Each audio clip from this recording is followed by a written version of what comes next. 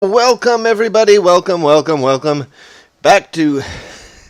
Dang it, I was trying to fiddle with OBS and I lost my stream of thought. I lost my chain of thought. Need to make sure that is... Sure, okay, whatever. Alright. Welcome back to DracoFire87's stream. I'm DracoFire87, your host. I would hope I am, anyway. We're going back to Pyre here in just a few minutes. We're starting up a little early. Every time I try to do something new for the stream, it takes me like 3 or 4 iterations to get it right. I think this is just a habit now. Damien, welcome! Welcome! Riot! Yeah! So... Damien! I guess you're gonna notice that something's missing. Oh god. So every time I try to start something new, and we'll swap over here so that the music plays and everything. Every time I try to do something new for stream, I fuck it up the first like 3 or 4 times and have to go back and do it again. So yeah.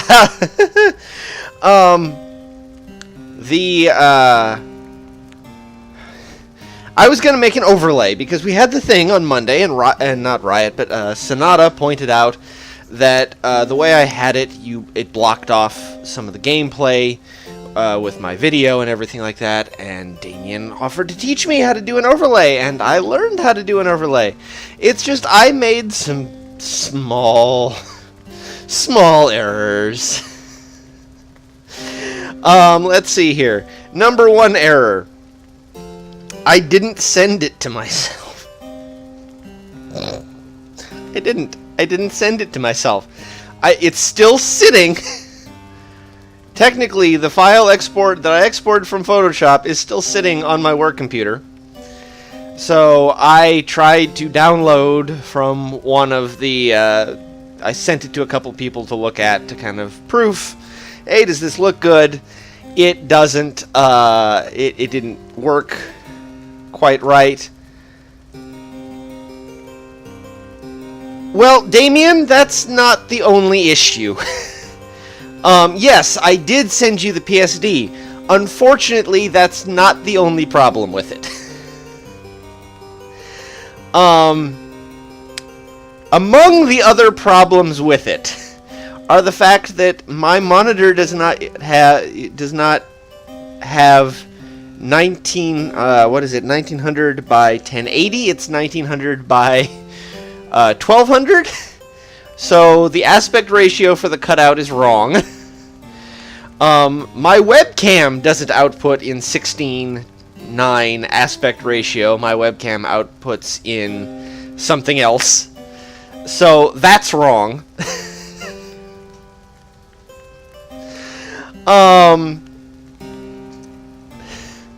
So I have to go back and make some edits. I don't necessarily think I got the transparency right anyway. And so for the moment I've tugged things around. I really don't understand why technically the chat this over here on the very left right above my screen should like... Oh, there it goes. The chat finally showed up. Alright, cool. That took it a while, but finally it's showing up over there. So that's a chat box. Makes my life easier. And there's the donation announcement and donations if anybody makes a donation, and then if anybody subscribes, follows, etc., it'll show up kind of right below the screen. It's the in-progress version. The overlay did not quite work out. I need to readjust my measurements. And, yeah. I mean, for what I did, which is like the 3rd time I've ever done anything semi-serious in Photoshop, because I almost never work with Photoshop for work. And I did it in an hour over lunch. Because I feel really guilty about working on stream stuff on technically when I'm on the clock. So I will have it by Monday. I will have it by Monday. I just need to work out some kinks. And I need to change some settings real fast in Streamlabs because that vanishes really fast. Chat box. Let's see, font size is good, all that stuff. Let's just go with always show. Come on. Work. Work, work. Alright, that will work better for what I need. Alright.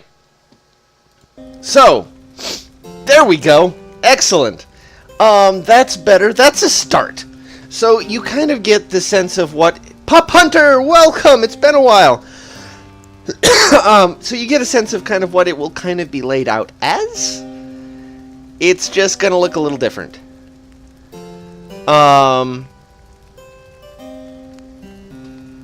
What is WXGA and how do you say that?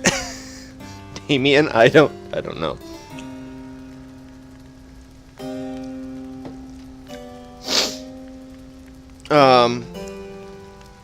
So yeah, you'll tell me what that is. Where Pup and everybody. So okay, so but God damn it, drop my controller. So we will. Well, yes, I. It is less important to me to know what it widescreen ultra extended graphics array. Okay. I don't know. So, I will figure out what my webcam actually exports to. I'll do like a screenshot or something. And make that the right size. And I will get everything the right ratio. And I'll make sure I've got the transparency correct. And so, hopefully, next time, on Monday, I will have a nice nifty overlay. And I will know how to do it for every other time after that if we have a game that needs it. And it is very nice. It is very nice to have like the nice little everything. I kind of like it, but we'll work on it. Oh crap, I accidentally there we go. So we are going to return to Pyre. And what we learned last time, for those who weren't here for the finale, of the kind of the wrap-up of Monday's session, we freed Jodariel. We succeeded in that. She has been returned to the Commonwealth, and we will miss her. What we also learned is that the stars are going out. And so our opportunities to free the Nightwings are growing short. And not only that, but there will be fewer opportunities than there are Nightwings. Someone will stay behind. At least one someone. Probably more. So, we are going to have some tough choices to make, especially because the rights are speeding up. The last couple of cycles, it has taken 3 normal, three lesser rights to get to the liberation right. Now it's down to 2. And for those, Selby Delgado, welcome to the stream. For those who didn't see some of it, there is also... The plot is thickening. The plot is thickening because there is another group of Nightwings out there now. The true Nightwings, as they call themselves, who are... how do I want to put this? They're the ones from the they're led by the leader of the Nightwings from before the interregnum of sorts. And so yeah, we have rivals? They're out to get us? Thank you for the follow, Sebi! Welcome. So we're gonna get going with this right here, right now.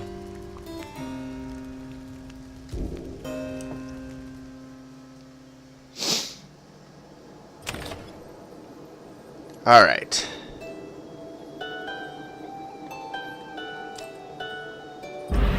We are continuing our journey. I do so hate to thusly contact you, O reader. Yet an awful rumor reached me recently that you have within your retinue a traitor to the Nightwings and the Commonwealth alike. But you would never harbor such a traitor, now would you? I trust your time within the downside would have taught you that.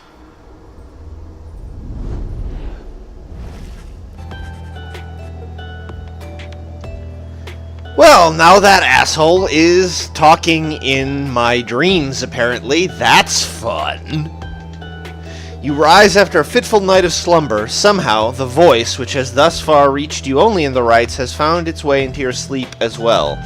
You shake free of it. If he's gonna be bugging me every night, swear to fucking God. Your time at Moonlight Alcove has made everyone restless. The group is eager to set forth at your command.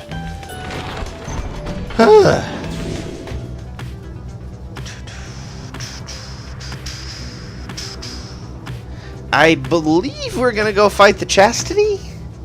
Maybe? We'll see. What? As the wagon soars across the skies above Wakingwood, you notice Volfred appears lost in thought. You cannot sense straightway what he is thinking. Do not mind me, reader. It is simply that being here in this vicinity, it brings back a lot of memories, and gives me much to ponder. I hid within those woods for many, many years, making preparations for our plan. I cast aside my raiments, and became untraceable. There I waited for the plan to germinate. So, it means a lot now to be here above that place at last. Quite the view, wouldn't you say, my boy?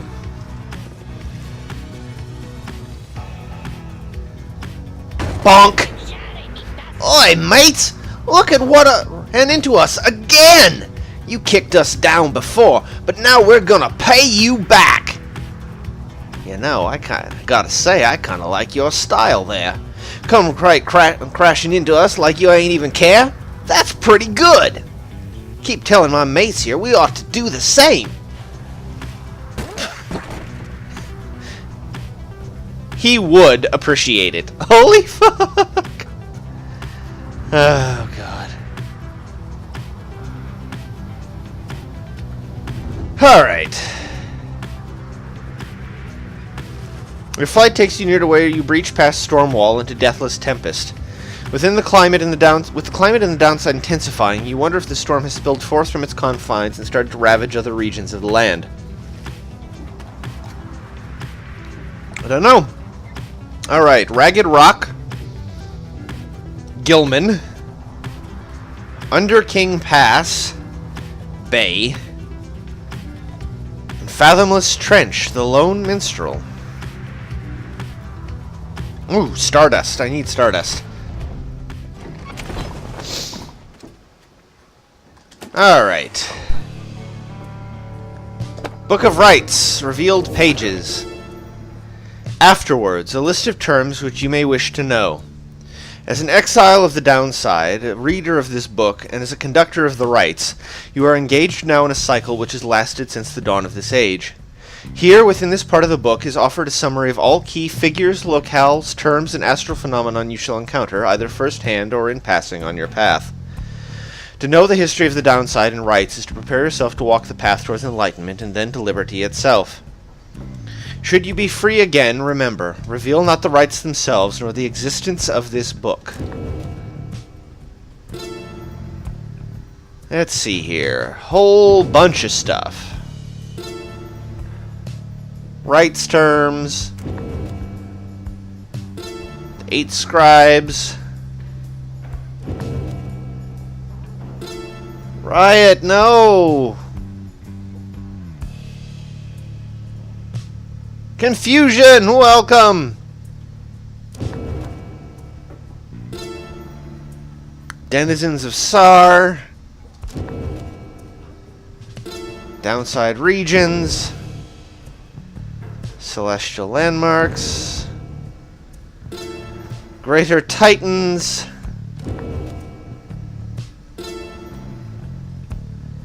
Olden stars.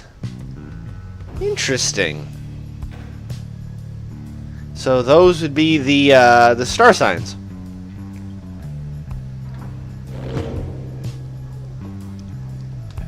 Something new in here. Volfred's biography, of course. Volfred. Holy shh.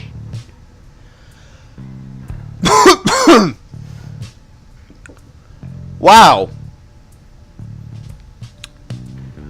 So he levels super fast. Holy shit. He is a long-standing exile of the Nightwings who seeks more than his own freedom. Rights powers. Sprout. Spawns a sapling at a nearby location which has its own aura. Shield. Channels a barrier. Which deflects adversaries' casted auras back at them. Nice. Blink. Vanishes underground, emerging further forward almost instantly. His race is a sap. Tree-like creatures known for their ingenuity, cleverness, and ambition. Having allied with them, the Commonwealth achieved in decades what it could not achieve in centuries. Past occupation. Professor. He taught enough history to know that what he was forced to teach was not the whole truth. Professors of the Commonwealth were sworn to administering only the approved doctrine. Sign. Cassius. He was born on the 21st of 6 moons, suggesting he is contemplative and passionate. Crime. Publishing. He owned and operated a stamping press, using it to spread anti-Commonwealth propaganda. Alleged motive. Insurrection. The records state he sought to undermine trust in Commonwealth doctrine and tradition. He has been here for 9 years. By day, he was an unassuming history professor. By night, he operated a small but illegal stamping press of his own design, which he used to disseminate provocative ideas concerning how a truly peaceful Commonwealth might look. When his underground press was at last discovered, it was publicly destroyed. Eventually, he too was found and cast down. In the downside, he was taken in by the Nightwings, who sought someone with his experience. Since then, he has hatched a long-term plan to recruit like-minded individuals who might stand together to usher in a new age for the Commonwealth. Yeah, pretty much. Beyonder Crystal. Nothing to say. Yeah, he is very much wizard. He is control, redirection, counterspelling. There. Volfred appears to have finished sealing some sort of document. He smiles as he approaches you. Yeah, and he can't jump. That's right. Yeah, because that's his jump is instead his reflect. Hello, my boy. Was just on my way to make out a drop. Report a bit of progress. Our porters on the other side should like to know. It's not as clear to you as yet exactly how Volfred is able to communicate with agents in the Commonwealth. We have our ways of making certain that such messages manage to make their way to whom they need to reach. Most of the time, at least. It's not exactly the most dignified of methods, but the messenger imp is hard-working as the rest of us, or as I dare say, more so. He's one of Volfred's couriers, tasked with delivering news to and from the Commonwealth. Most imps lack the capacity to do that job. They, of course, cannot traverse the outer boundaries of the downside, but they can squeeze much closer than any of us. Volfred offers to tell you more of this process. It seems that he's been using certain imps to relay messages to his agents in the Commonwealth for some time now. From that point, we depend on certain other means. A trafficker like Rookie would certainly likely be familiar with them. Then my agents intercept the messages as they arrive. The messages are coded, in the off chance they reveal themselves before unwanted eyes, but even still, My agents put themselves in great peril there, supporting our cause and our plan. Could not ask for a more dedicated bunch. A shame we cannot meet them, separated as we are. If we succeed in our endeavors, it shall be thanks in no small part to them. They have identified hundreds of citizens grown loyal to our cause, found hidden corners where they can speak freely. Their goal is to grow in numbers while remaining safe. For we cannot resist the Commonwealth if too few citizens stand with us, whether due to apathy or fear or a lack of willingness to see our nation as we do. Some of these agents I have known for many, many years, since long before my exile.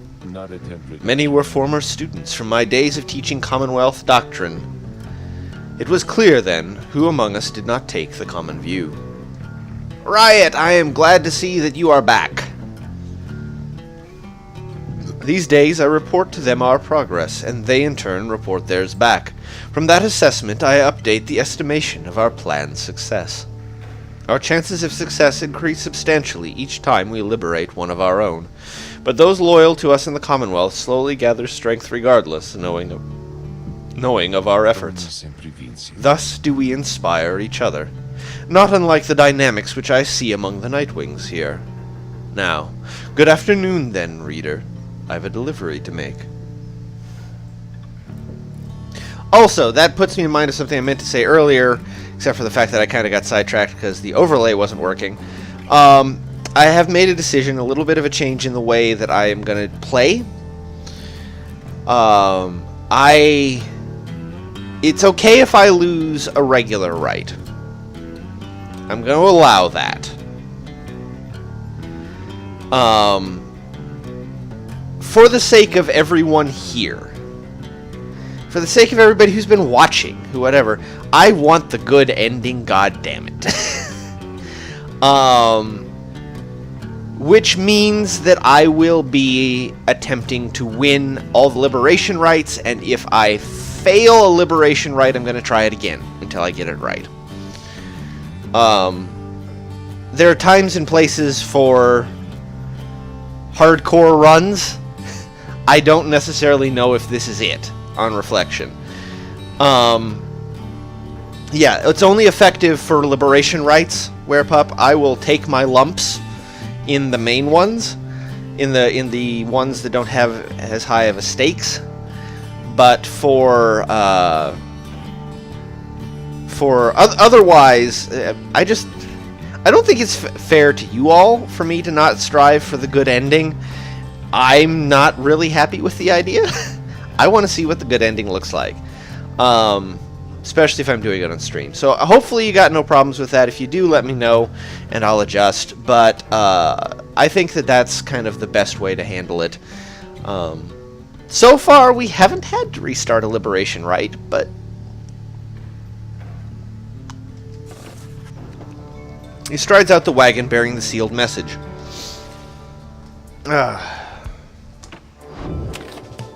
Search with the lone minstrel.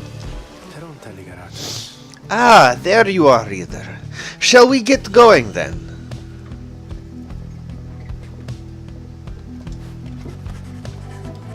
You accompany the lone minstrel on an excursion through the steady currents of Fathomless Trench, where it seems the stars themselves recently shed some of their splendor.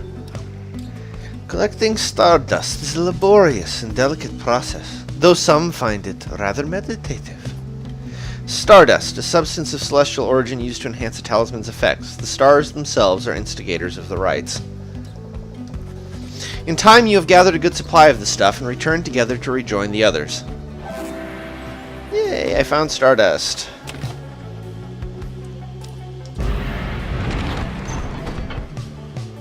The Hulk of Ores. Yep, we're facing the Chastity. Oh, God. The wagon comes to a sudden stop after a near miss with someone or something that got right in its path. First, you see no sign of whomever or whatever it was, but then a voice rings out from off the side of your path. The friendly yet somehow aggravating tone leaves little question for as to who it is.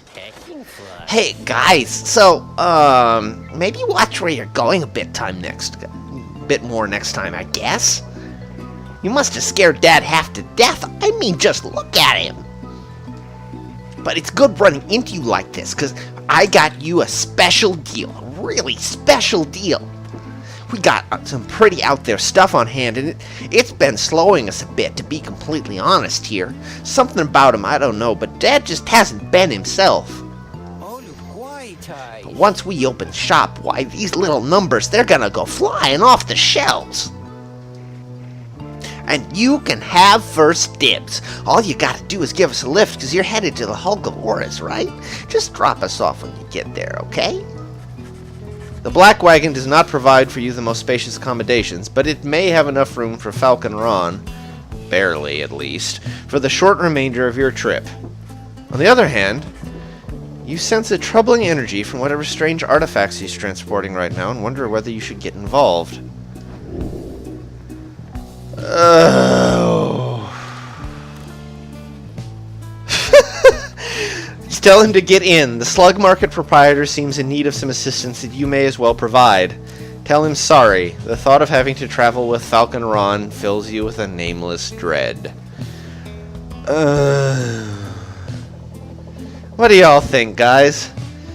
Nameless dread? I mean, that's not wrong.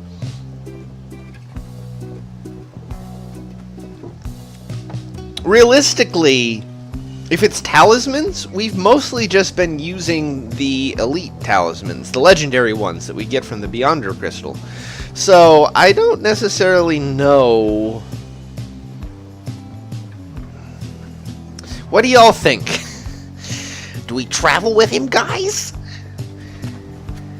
I don't know, he might give us a good deal.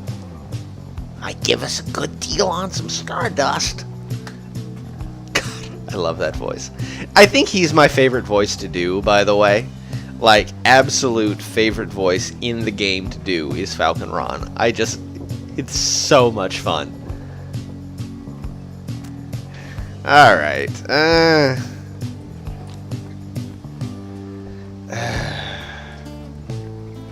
you can't have an opinion because you know what happens. That's fair.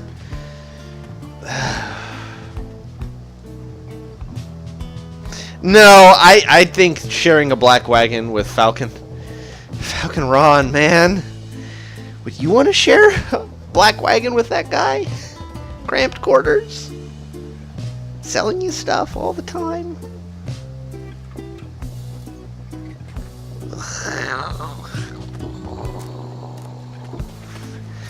Let it never be said the Nightwings didn't help someone in need. Though your fellow exiles exchange cautious looks, you invite Falcon Ron to climb aboard. Oh, great. Thanks, guys. I'm just, squeeze right in just... He does not. Dad, come on. Put your back into it already. Eventually, Falcon Ron manages to get on board as you prepare to set forth again.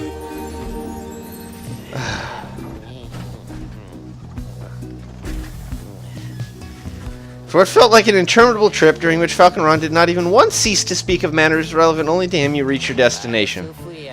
Anyway, thanks, guys, and remember what I said. These things I got here, you got dibs on them if you come and visit me and Dad, that is. Now we'll be going, so seeing you, okay?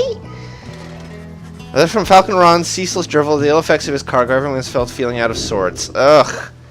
Motherfucker, we lost 5 glory. That's gonna hurt. Oh. Try not to think about it.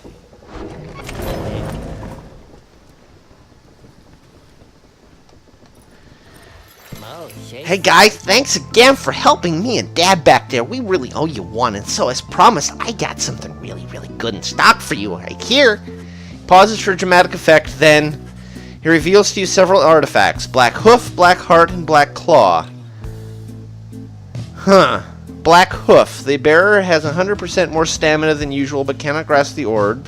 One of 3 scattered remnants of a thrice-cursed demon who roamed the downside in a state of madness. Black Heart. After getting banished, bearer either returns with infinite stamina or is a fast-moving howler. Black Claw. The bearer's aura remains grasping the orb, but cannot be cast. Cannot be used by worms, harps, or crones. They emanate with energy that cannot possibly be completely healthy. Nice, huh? You guys, you got first dibs on these bad boys, and I can tell you what, they're gonna go fast.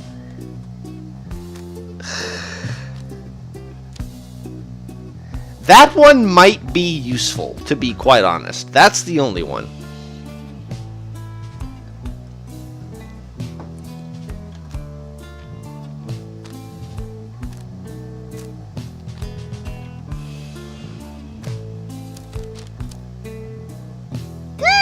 Pile of Stardust raises the rank of certain talismans plus 10. Holy shit.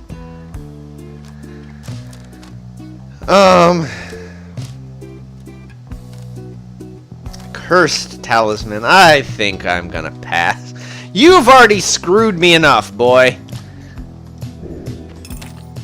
This next right is gonna be unbearable with only 15, with minus 5 glory. Holy shit.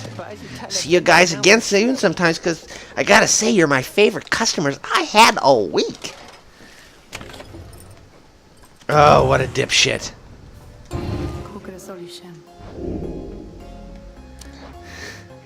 I blame you, Damien. No, not really. God, we're facing fucking Manly, too. Holy fuck.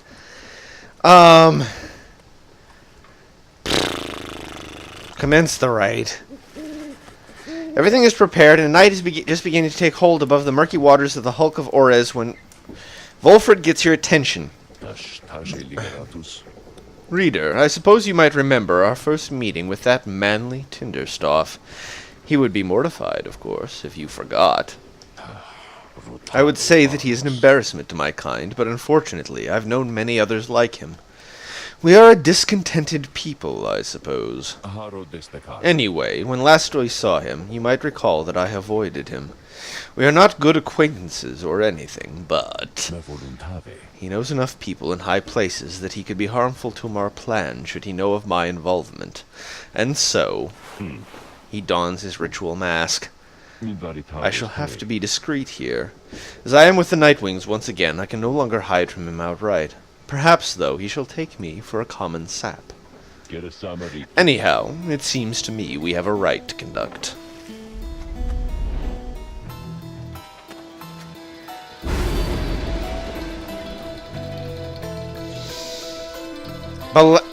Beolanthius. Your adversary shall deal an additional 5 damage to your pyre. Little bonus if you shall prevail.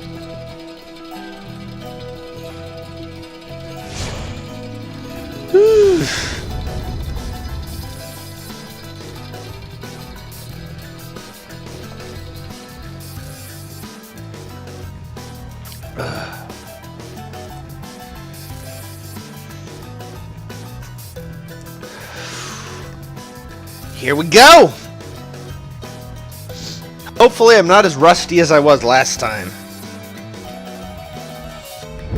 Reader, or should I say deceiver, for I detect another exile in your ranks.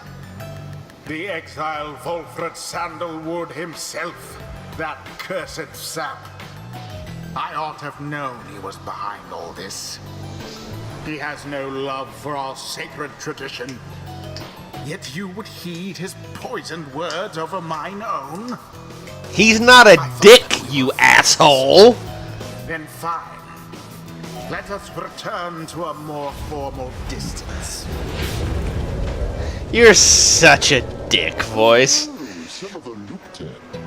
My, what have we here? Why, the Nightwings!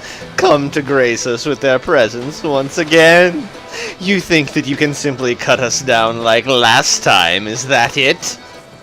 You sense Wolfred reaching out to you. Reader, let us indulge him for the time. Perhaps he shall reveal something we can use to provide a disincentive for his meddling. Just let him keep on talking. I shall attempt to remain hidden. And my, the colors of those raiments. I mean, they're rather gaudy in this light, I have to say. Though I mean no offense at this, of course. So, do you suppose the rite is going to commence soon? As much as I enjoy our chats like this, I do have to get going soon. If you must know, why, I'm expecting an important message. From the other side, no less. Come dawn. I hear something is brewing out there, some sort of unrest. So yes, it's a very important message, sent all this way by one of those imp couriers, and I must say, those little things, their services certainly are not cheap. Though I'm sure that I could get you a good deal on their services if you wish. Perhaps to contact a loved one back home. All I ask, of course, is that you stand aside and let the chastity prevail as well we ought. For I've a date of destiny not long from now upon the fall of Solium. He continues talking for some time until at last the rite is set to start.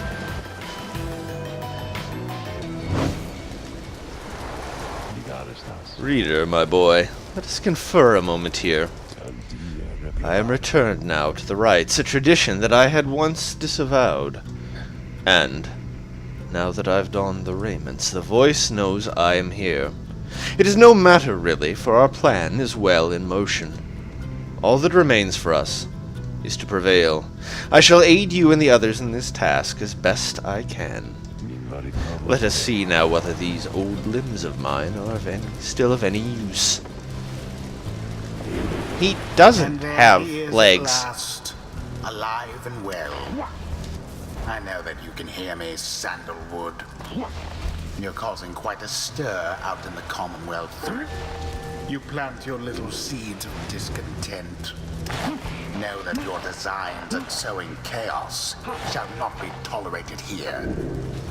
Now, good evening to you.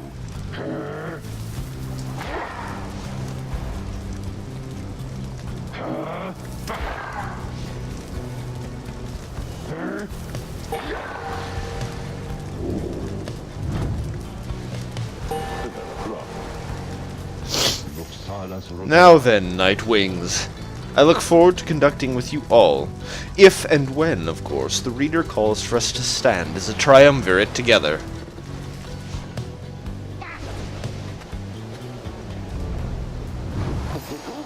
Oh ho ho, my! Look at this wonderful assembly of exiles come from all different corners, Such a colorful retinue you Nightwings have.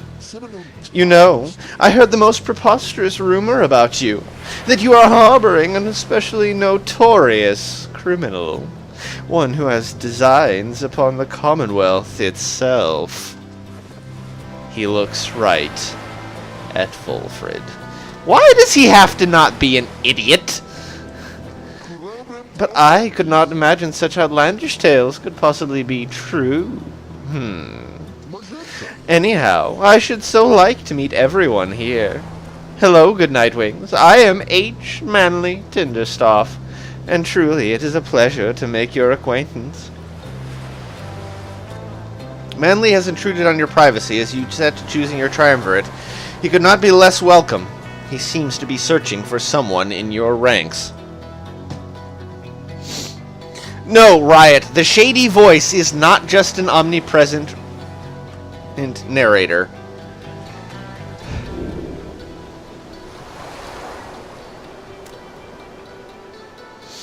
Ask him to leave, politely, or warn him to back off immediately. Perhaps a broken limb or two might cause Manly to think better of such antics next time. No, we don't threaten in the rights. We don't. We don't. We don't. You suggest to Manly that perhaps he ought to check on his own triumvirate in the key moments prior to the rites. Why, yes, of course, of course. I was just taking the opportunity to bid all of you salutations, for I so enjoy getting to meet my fellow exiles face to face like this. Yes, yes, there may be rules against this type of thing, but who's counting, am I right? I'm sure the scribes wouldn't mind if they were here. Anyway, now that you mention it, I ought to go check on my wonderful colleagues. See you shortly, and good luck. Manly leaves at last, leaving you to focus on the rite again. Go on, then. Let's see what they've got in store, by the way. Oh god, if Manly is banished, a sapling shall automatically spawn near his pyre until he returns. After casting Sprout, his sapling spawns faster than usual and gains a larger aura. And after casting Sprout, he may remotely detonate his sapling in an aura burst. Oh, motherfucker. He's gonna be such a bitch to fight. They restore his pyre.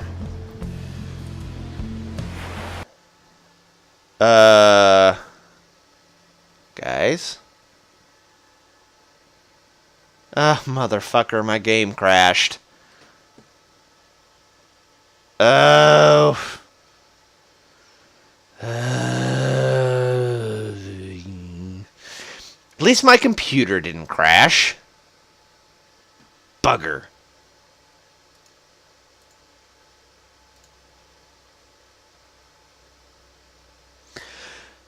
We'll give it a second. How are you all?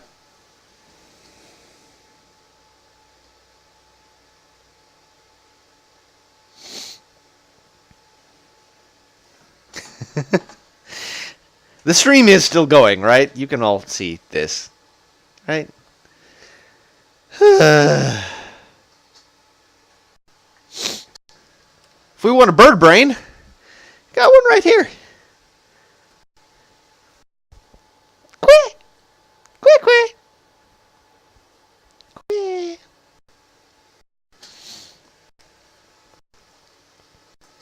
Well, that's going to be annoying. But it could be worse. My entire could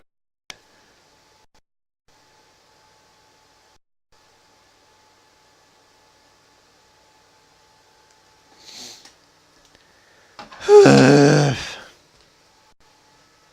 Water, anybody?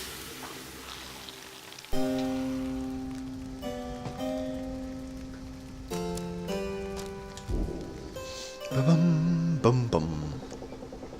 So where did it leave us? Oh.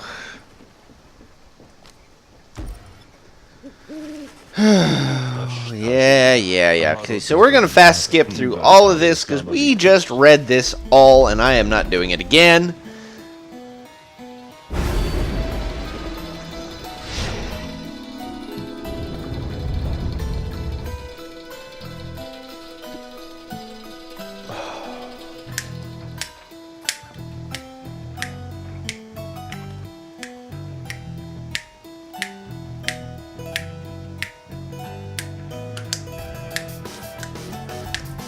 Do love the Chastity's music.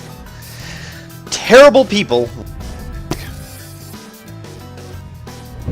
Reader, or should I say deceiver, for I detect another exile in your ranks. The exile. They would make me sit through this asshole's monologue. That cursed sap. I ought to have known he was behind all this. He has no love for our sacred tradition. Yet you would heed his poisoned words over mine own? I thought that we were friends. Then fine. Let us return to a more formal distance. Hello, some of them looked at.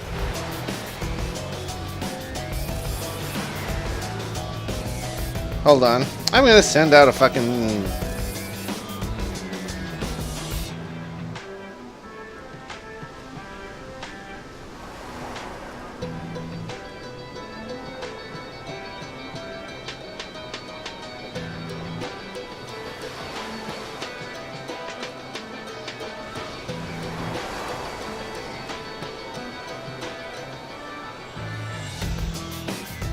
Alright. Yes, I did just do this, Werepup.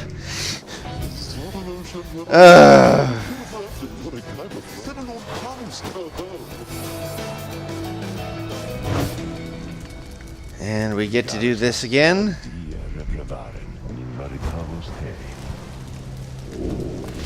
And there he is at last, alive and well. I know that you can hear me, Sandalwood. You're causing Okay, quite you a can't stir blink out through in the things.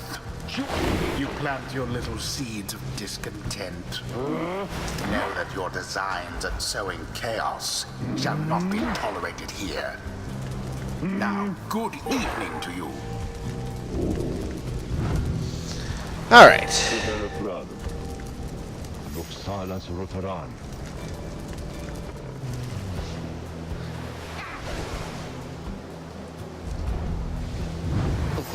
Yeah, Manly.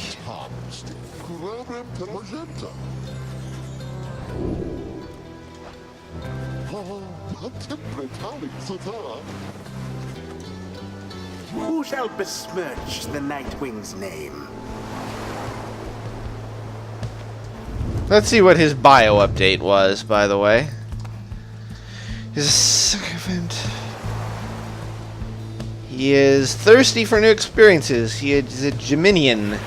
His crime was bribery. He attempted illegally to grease the wheels of the Commonwealth Lending House. Alleged motive, self-gain. Records show he sought a seat on the Commonwealth Council because I deserve it. Holy shit, he has been here for 20 years. No wonder he's a dick. Holy shit, he's been here for 20 motherfucking years?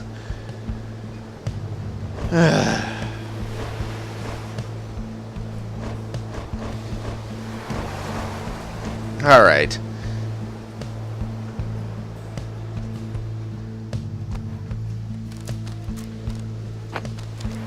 I think we're gonna need this, but first...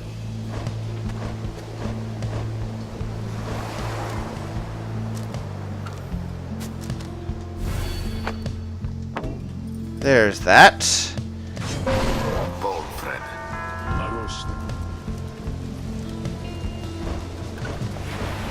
I think Pamitha will be very, very good in this.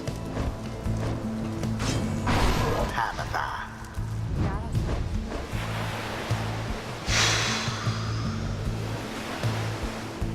I need to level Gilman. I really do. Like...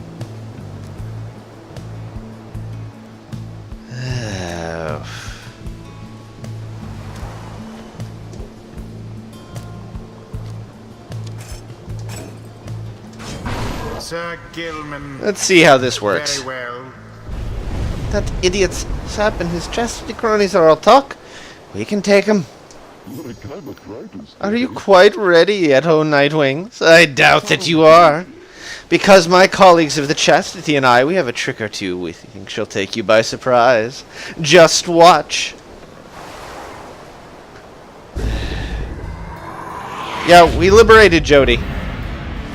Now begin. Seize the orb.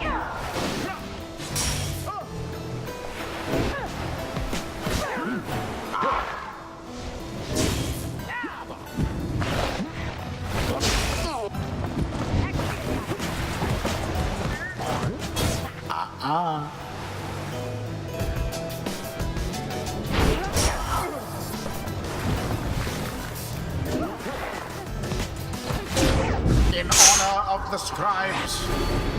Easy.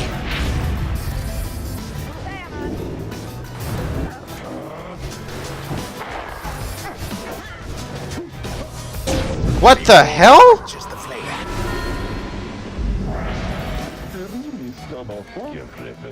You must be mistaking me for someone else, Manly. However do you mean? I'd recognize that upright posture of yours from anywhere. I knew it had to be you. Oh, what a glorious surprise, indeed. Oh, it's me, all right. But you're no friend of mine, Manly. No more than I am yours. So cut your nonsense for a change and face me like a proper sap. Oh, to have such a spark left in those old limbs of yours. Well, if you want me to be rude, then fine. Let's have it your way, sir. That manly Tinderstaff has such a mind for politics. Would that he folk home.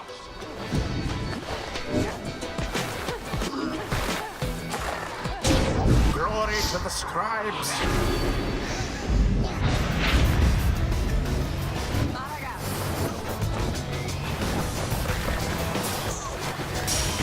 each his own. Righteous fire!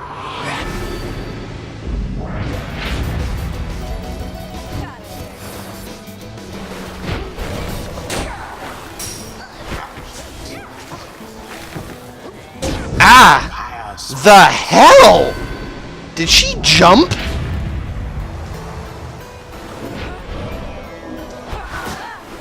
oh.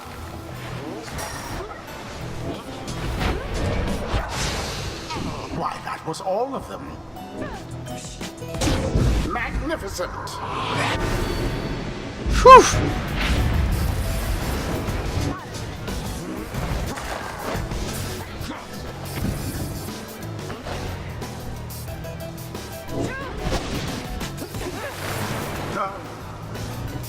Now toward their flames.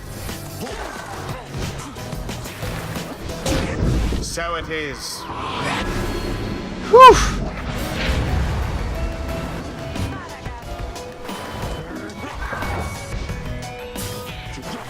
Audacious, aren't we?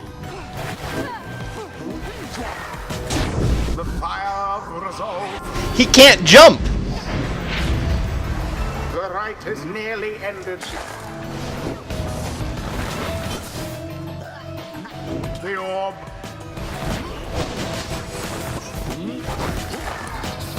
And it is done. The Night Wings prevail. 'Twas as though the scribes themselves stood by their side.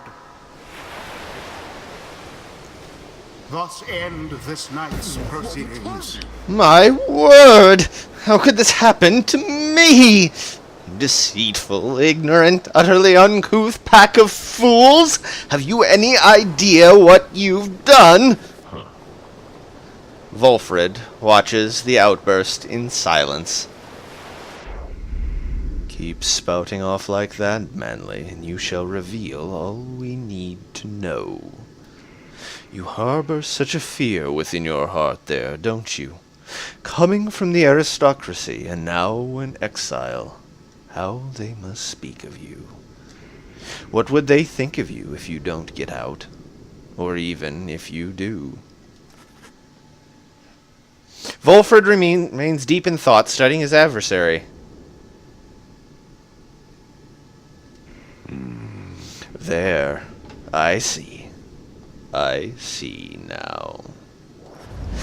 Holy shit, he worked him up so he could read his mind. Holy fuck.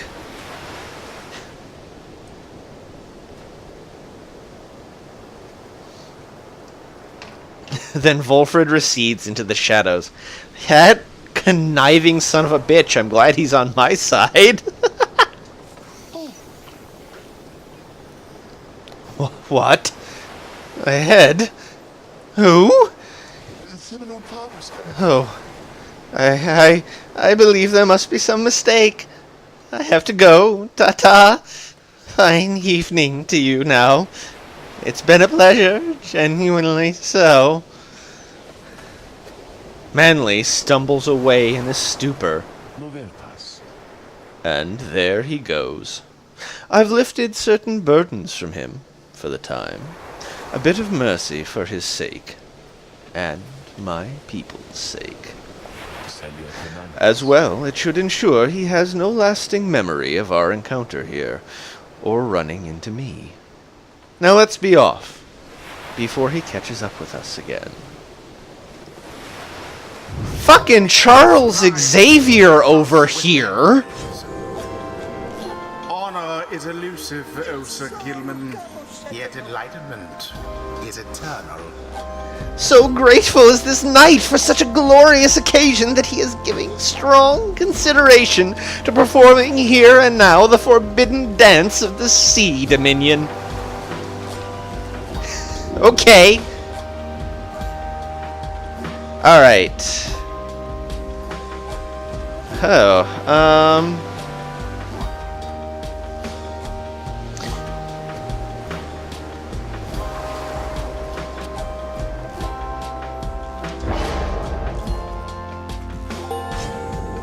Even Even a traitor half like Panather can learn something. Good a time as any to say thanks for having me along on this strange little journey of yours, reader darling.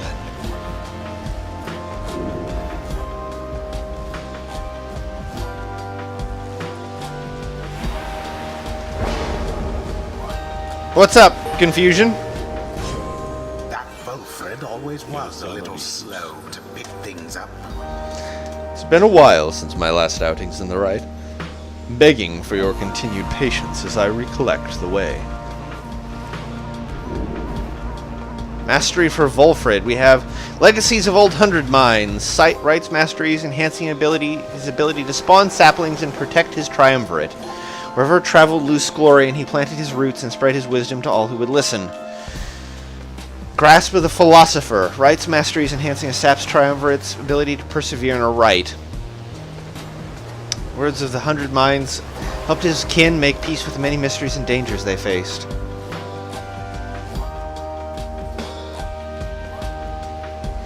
Final Kindling.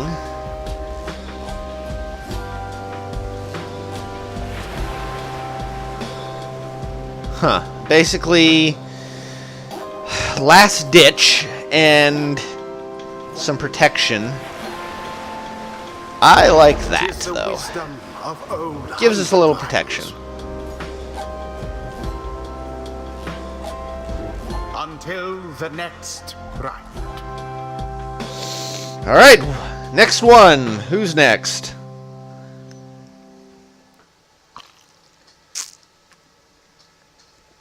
Yep, everybody's got a scribe, except for Bay, who has Kaelmer. Which is interesting.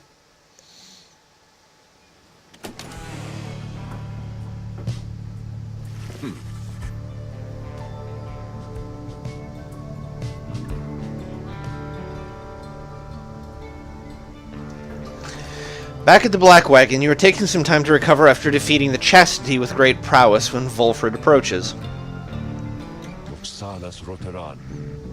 Sonata, you okay there?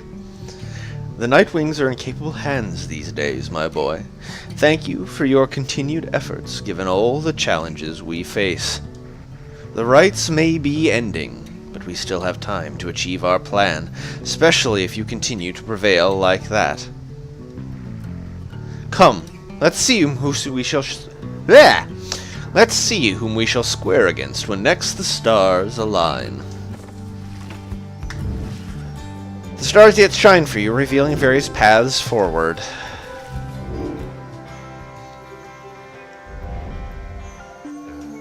Haub, Gol, and Jomwer. So right now we're scheduled to meet the Fate, if nothing else changes.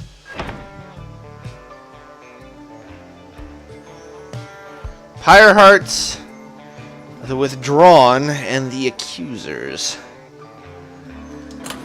The Withdrawn are at the bottom, so we lose very little by going after them.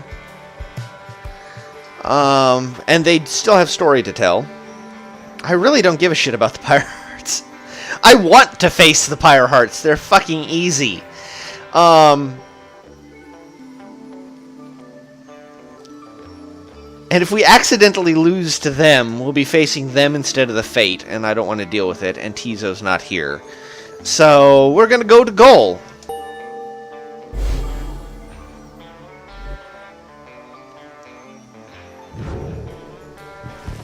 The Withdrawn and Witch Udmilde have designs upon the right that have nothing to do with being free again. What they seek, no one in good conscience could abide. He then reveals what he has learned of her and her designs. Witch Udmilde, one of the Bog Dwellers and head of the Withdrawn, a triumvirate more interested in the legends of Yizlak the Astral-born than in the rites. Her kind was known to be reclusive in the Commonwealth, yet she was brazen in her disdain for common values. She practiced the unspeakable. Somehow, one day, her research into flammable reagents grew into an obsession with Yizlak, despite widely held belief that he is dead or never existed. But Udmilde held that Yizlak is merely dormant and so shall someday be reborn with newfound hunger, which could only be sated by devouring the world. Then at last could Yizlak return to his glorious home, and Udmilde would go with him. When Commonwealth officials showed up to take Udmilde in for spreading unrest, she was all too eager to comply. After all, a sentence to the downside meant being that much closer to Yizlak's resting place, where she believed she had much work to do, where the withdrawn stood ready to assist. She speaks in seeming riddles, yet the threat of her intentions, I think, cannot be dismissed. Let us be on our guard, and therefore let us rest now while we can. You bid Volfred a restful night and kind. It is too late to take flight, so you expect to press onward come daylight. Page revealed the chastity, and there's Hedwyn looking unhappy. Oh dear. The chastity, in the words of Haub the Swallow the Accursed. Those bearing the name the Chastity all count themselves disciples of Lews Glorian, the Hundred Minds, known firstly for his wisdom, but also cherished for his modesty, integrity, and kinship. None of which is possessed by Manly Tinderstaff. Sklorian's priority in forming his triumvirate was to instill in all his subjects a deep-seated deference and respect for the rules governing the liberation cycle. The cycle of the rights needs be respected to be understood, and needs be understood to be respected, Sklorian said. Thus the chastity are emissaries of the cycle. Should they earn back their liberty, then they shall spread enlightenment itself, and all of us shall grow. Yeah, they're not like that anymore. Anything for me, Sandra? By the way, her status.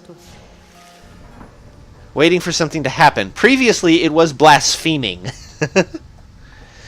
Hedwyn. You can tell something is troubling Hedwyn from the moment you approach. You are not the only one either. Looks like a case of a broken heart to me there, reader darling. Trust me on that one. Hedwyn overhears. It's nothing. I think all the travel's catching up with me is all. You don't make much of a liar, Hedwyn darling. Now then, let's have her name. Or his. That obvious, is it? That obvious? Now, go on. Hedwyn hesitates a while, then... Her name was Fikani. Fikani. Someone from whom Hedwyn cares deeply. They were separated in the Commonwealth. Huh? Fikani? Why... That's a harp name. Yes. She's from the mountains. Same as you. You don't mean Fikani Shang, do you? We feared her lost in the gorge. Fikani Shang, a harp with whom Panther had a brief acquaintance. What? You know her? Come on, Hedwyn. How many of us harps do you think there are? Your Commonwealth has been rather successful scouring my people from our world. But yes, Fikani Shang and I had spent some time together in the past, flown a few sorties now and then. We were in different units, though. She was reconnaissance, if I recall. She said as much to me. But what happened to her? When you were sentenced, it was about a year after me, wasn't it? So, maybe... She was alive and well when last I saw her. Got back from the gorge with a few scrapes and some good information. Granted, that was several years ago. Who knows what could have happened since? Though I must say, she never mentioned you. But impressed she managed to keep secret your relationship. She could have gotten herself into some real trouble. You keep her secret too, please. Oh, don't worry about me. Down here, I'm in no position to betray any more of my people. And besides, I liked Fikani. And you're not bad either. Aye, this is rather sweet. Hedwyn just stares at her. I'm sorry, Hedwyn. I wasn't trying to make light. I wish that I could tell you more about her, though I think that you must know her better than I do. Yeah. Look, I'm sorry, too. I didn't mean to get on your case about it. It's just... I don't like to talk about it much. It's a lot to have to explain. I understand completely. So then, now that the awkward introductions are out of the way, could you tell me any more about what she was like? Well, let's see. They continue talking for some time about Fikani, how such a relationship would have been seen in both the Highwing remnants and the Commonwealth. For Hedwyn, just knowing that Fikani still lives, or at least that she was still alive after his exile, lifts his spirits. Anyhow, if you get out of here, or I get out of here, we'll have to seek her out. If I go first, I'll let her know you're in one piece and thinking of her still. Thanks, Pamitha. That means a lot. Don't mention it. As the conversation winds down, they bid you and each other a good evening and go their separate ways. Aww, that's actually really sweet. Continue.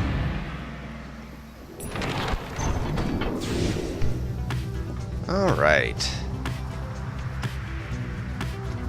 Why do you see yourself in that, Riot? You said you see yourself in the way that Pamitha says things.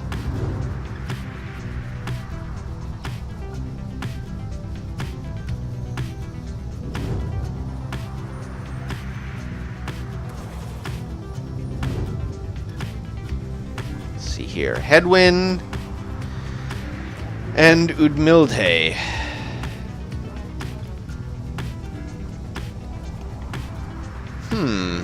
You sense an unusual presence here bearing word of your adversary. But more Hedwyn. I'm gonna go with Hedwyn. Because best boy. Hedwyn is the best boy. The Beyonder Crystal seeks Sir Gilman. Oh, fuck. Sandra's status cursing the scribes. I sense my lovely reader has returned. Then, how may I assist you? Ask what's on her mind. Why are you doing this? Reaching out to me again, like this? I have been abandoned in this blasted rock more times than you could count, reader. And each time I have laughed it off, like so. She laughs. I fear it will be different this time. Before, I knew that someone else would come around and pick up where the previous idiot left off, but now? She scoffs, then falls silent for a time. Well, it seems there may not be a next time after this. If what I am to understand about the stars out there is even a half-truth.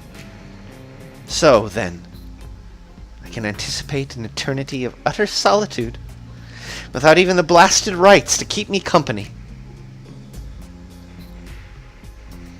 Understand that, while I may be an apparition in a glass to you, I yet retain a shred of self, and do not happily foresee that outcome. And yet, you keep on coming back to me like this. If this is all in service of a torment, then you are most cruel, O lovely reader. Commendably so, I have to say. So then, am I to understand that you wish to spend a little more time with me thus, knowing the stars are soon to put an end to this little affair? As if in answer to her question, you feel what seems to be the Beyonder crystal itself. Stay with Sandra a while longer. And focus your mind and remain where you are, there with Sandra, in the confines of the Beyonder crystal, and remain there with her for some time. No words need be exchanged between the two of you, and in the darkness there, for once, she does not feel alone. Soon enough, however, she bids you to depart.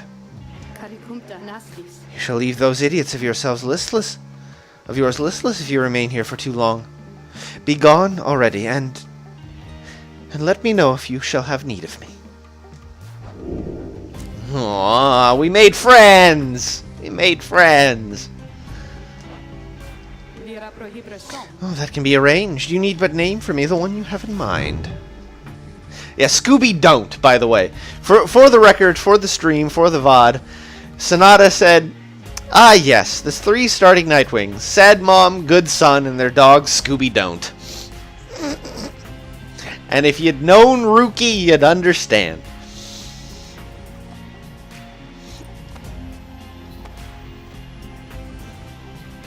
Alright. Sir Gilman. You asked Sandra to administer one of her special trials for Sir Gilman. You think that dimwit of a worm has any chance? Perhaps you are correct, though I put little stock in him myself. Though, let us bring him forth. Soon Sir Gilman appears in heed of the summons. Master Reader, is this knight perchance in trouble for something? Nope. Well, you're not in trouble. Not necessarily saying you're gonna have a good time.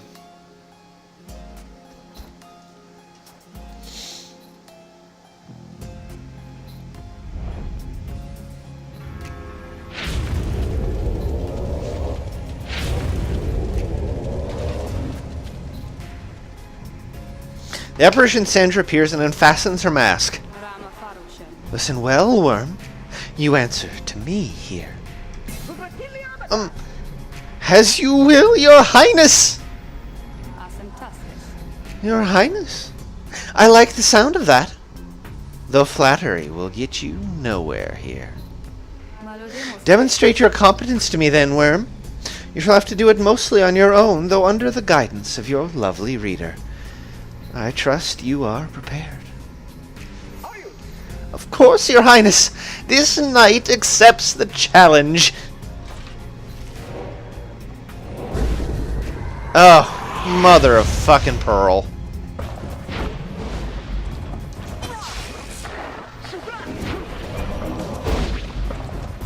Ow.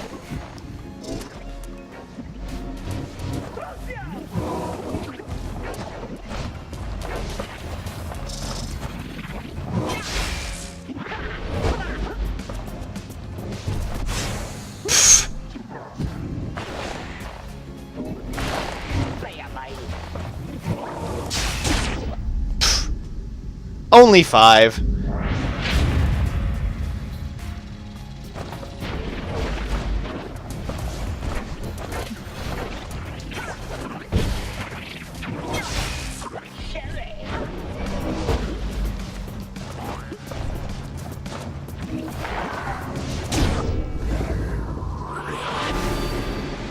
All right.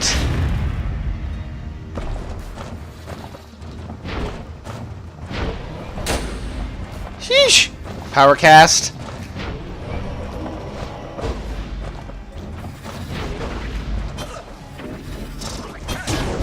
Pfft. Bugger.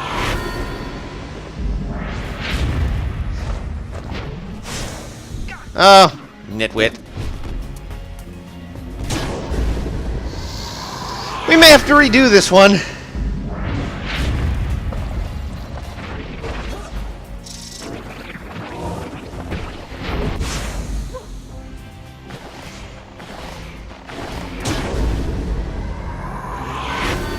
Gilman is difficult.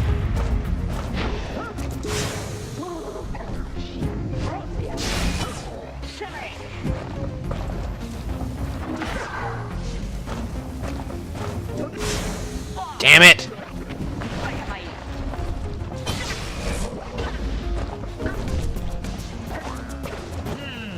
Faster than you!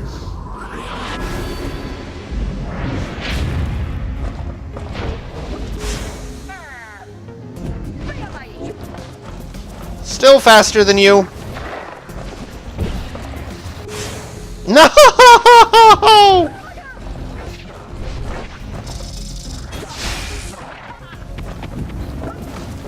Definitely faster than you, but have to be careful. Oh god, I have one more to do. Thank God for the moon crest.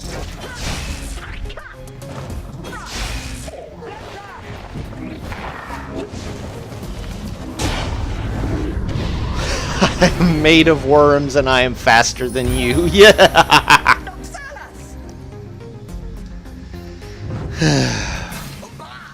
Huzzah! This knight prevails. I have no choice but to concur with that assessment, Worm. Your performance was sufficient, and you have passed my test. Yeah, if you go fast, it gets real floaty real fast. Confusion. It gets like, I have missed the pyre. Just driven right at it and missed it. I am a lovely reader. Yay.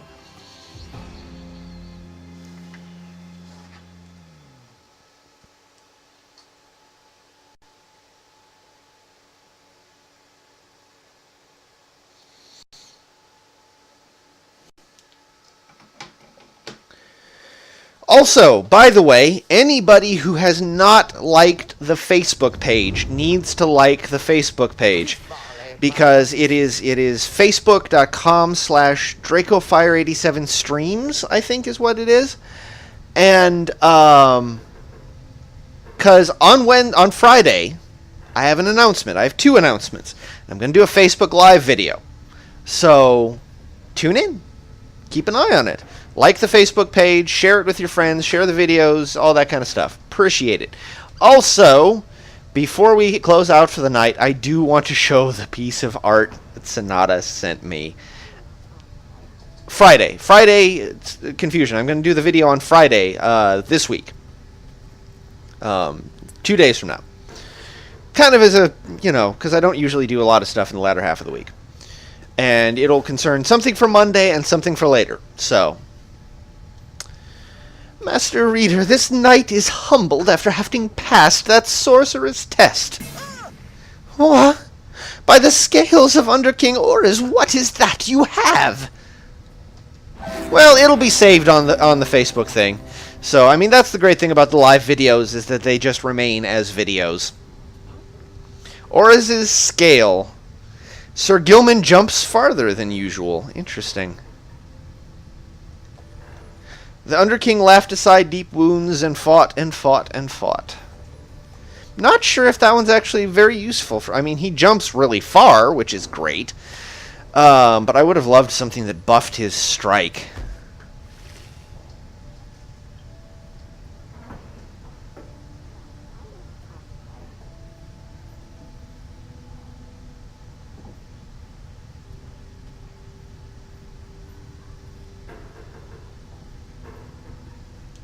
Alright, I'm going to take a... Ooh, confusion. I am jealous.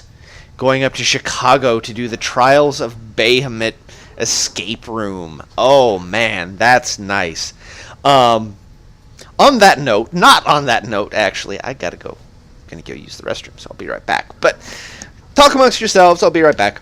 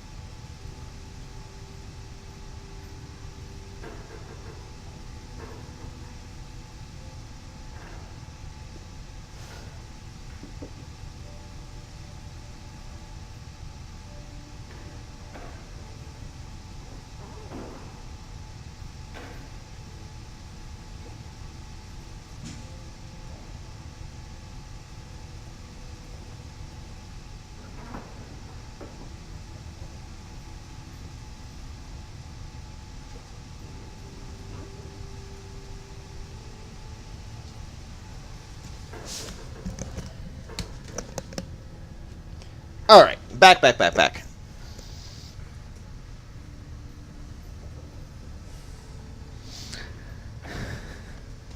Yeah, Sonata, like, it's like a haunted house. They don't, like, trap you in there. It's not the same. Go with Headwind to look for something you can use. Yeah, I've got... Big one. Favorite game, Journey. Favorite game in the world. At Hedwyn's behest, you explore the windswept fields of Blooming Pool. However, the search proves fruitless, and you see little reason to keep at it. Sorry about this, my friend. I thought for sure that we would find something. Exchange some words of consolation as you head back to the Black Wagon, where you should still have time to pursue your vocations.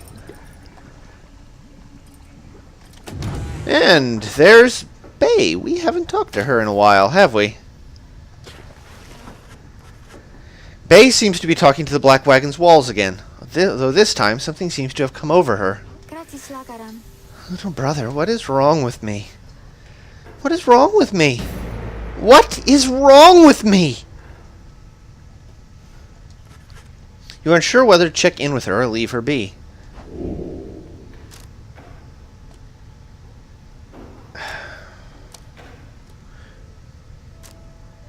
Do I wait and listen?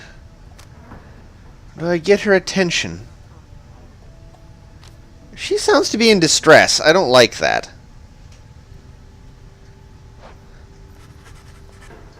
Though Bay is clearly capable of surviving on her own, you do worry for her, in this case make an attempt to reach out to her. Oh, hi, mister. I don't think I saw you there just now, and so my little brother here and I, we were just talking for a little while. Well, I was the one doing the talking. Why, my little brother, he's just a wagon wall, so he cannot respond. He can't respond, but he can listen, and he listens really well. Now, I'd like to get back to my conversation here with him, if you don't mind, and you're welcome to stay, though, if you like. Seems Bay is doing all right after all. I want to keep listening. You decide to take Bay up on her invitation and keep listening to her conversation with the wagon wall. Her little brother, as she calls it. Anyway, what was I saying? Oh, I remember. It's that they always said that there was something wrong with me, but they wouldn't really tell me what. They said that I was moon-touched, but so what? Moon-touched. Those deemed impaired by Commonwealth standards are very different in a negative sense. I don't like that. So then the scribes. They called me here. They're the ones who brought me here, not those people. They were so cruel. They were always so cruel. I didn't have a little brother at the time. No one that I recall, really, although so much of it back then, I can't tell how much of it I dreamt. Most of it, I didn't want it to be true. But I remember that they threw me out. They decided that they would throw me out and let the scribes take care of me, they said. The scribes, they would take care of me. It was so very quiet here, and I was all alone again, although I think I liked it more, being alone down here, than being alone back there. Everyone's alone down here, and so it makes me feel less alone, somehow. Back there, why, I would sometimes see families, brothers, sisters, mothers, fathers, but here, there was hardly anyone at all. But I knew that I was closer to the scribes. I knew that they were in the sky above, and I did search for them up there, you know. And then one night I found them. Saw the stars, and they were falling to the ground, and I thought, why is it the scribes themselves are crying? Are they sad? And maybe, are they sad for me? Well, that was when I first saw you, little brother. With your help, I would get closer to the scribes. That way, maybe they could answer all my questions, don't you think? But I'm so very glad I found you and the others. I'm finally not alone. I'm finally not alone, and more importantly, I think sometimes I even feel that way. That I'm not alone. Maybe, as we get closer, maybe I'll get to feel that way more often, being here, or being anywhere with you and all my friends. She falls silent. Though you were concerned for her at first, you sense now that she is at peace. She wanders off, faintly smiling. You sense you have a better understanding of her now. Ah!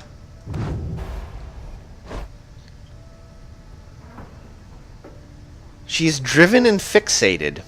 In a way, she is. Crime, vagrancy. She failed to meet basic cognitive standards and had no place or family in the Commonwealth. Alleged motive, none. The record states she demonstrated a thorough lack of understanding her wrongdoing. Years exiled, too. What bastards. Bastards in the Commonwealth. Like, there's nothing wrong with her, per se. I mean, she's not all there. But that's not a crime either, and she was a special child, left abandoned and seemingly simple. And despite her seemingly simple nature, she possessed a strange affinity for the old ways. One day she was taken in by the authorities, and when she revealed her fixations about the scribes, she was deemed witless. When no one claimed responsibility for her, she was cast into exile. In the downside, she has wandered aimlessly in search of more clues about the legendary heroes who fascinate her so. Commonwealth needs some help. Hey, Segfault, welcome!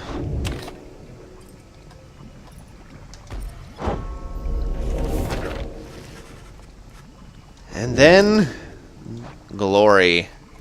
The book seems to push back against you. Your sense of its hidden meaning crumbles under layers of contradiction, of missing details, and yet, you feel a thorough knowledge of it now. It is more artifact than book. Its power almost solely rests with the reader, who makes time to form a certain meaning from many passages unwritten. Yet the glimpse of knowledge you approached just then called back at you to stop, and go no further, not to press too forcefully against the outer limits of your understanding. Nevertheless, for what you recognize shall have to be the final time, inspiration comes to you in a flash. Whether from the book or from within, even now you cannot tell. Nice. You look up to see the lone minstrel there. You had not noticed him. He looks up at you with his strange eyes, a color not unlike the bindings of the book. And he smiles at you, faintly. The moment passes, and he turns to go about his business. He leaves you there. You realize you are clutching the Book of Rites to your chest. You manage to pull away. Who the fuck is he, and what the fuck is that book?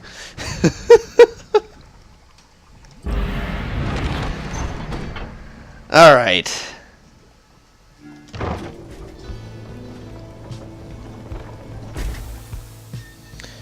Here in the windswept fields of Downside Prairie, you encounter Messenger Imp, come to deliver news and rumors from the other side. Yay! It's Jody! The news this time pertains to Joe Dariel, who you liberated at the fall of Solium. You learn Joe Dariel's past transgressions have all been forgiven. She soon was to be reinstated on the Blood Border on the presumption that she wanted her old status back. In fact, she was offered a especially prestigious leadership position in the First Veil for a demon such as she could not be seen in the streets. The First Veil, an elite Blood Border platoon shrouded in secrecy other than the famous results of its operations. The Commonwealth's veiled leaders always were surrounded by sentinels in a similar garb. Holy shit, they were gonna make her Black Ops? Holy fucking shit. But she refused the gesture. Rather bluntly, the report suggests. I wonder who got slammed through a wall at the... like, that's Jody's kind of blunt. Instead, she sought Volfred's agents, as well as several of her former fostered sons and daughters, and so the ranks of the revolution grow stronger. The last part of the Messenger Imp's news must have been damaged in transit, though it appears to be Joe Dariel's own words. All you can tell is that it says, await. You thank the Messenger Imp for relaying this information. Your companions are excited to discuss the news. She is an inspiration to us all, or to this knight she is at least. Having someone of Joe Dariel's will and stature with us on the other side shall pave the way towards a brighter future. We can envision it. A demon such as she set loose within the Commonwealth. There's nothing she can't handle. I miss her bad sometimes, but I'm glad she's alright. You think she still has her horns now that she's back up there? Wonder what the rest of her message said. The news of Joe Dariel's liberation fills you and your fellow exiles with newfound resolve. +1 hope in the next rite. Wish Jody luck. Talk about your removable object, man.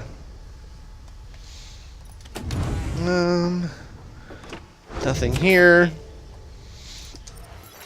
Hey guys, where's your friend? You know, the big one with the horns? Likes frowning, stuff like that? Something happened there or what? Heard a crazy story. She just flew on out of here or something. Anyways. More of those. Flame Leech. After dousing adversary's Pyre, her bearer's Pyre recovers, up to 50% of the damage dealt. Shit, that's pretty nice. But I am almost out of money, so that'll have to be a while.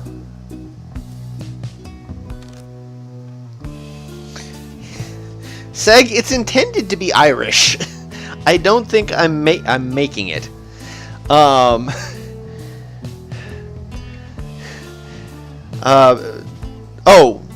Bay. I thought you were talking Pamitha. I not even really attempting to do a regional accent for Bay. She's just very light, and she's very hesitant, and that's just how it comes out.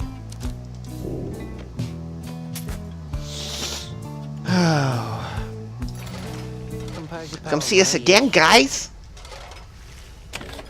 Page revealed. Downside climate. Yeah, post that in the Sonata. Post that and the other image in the chat, if you will.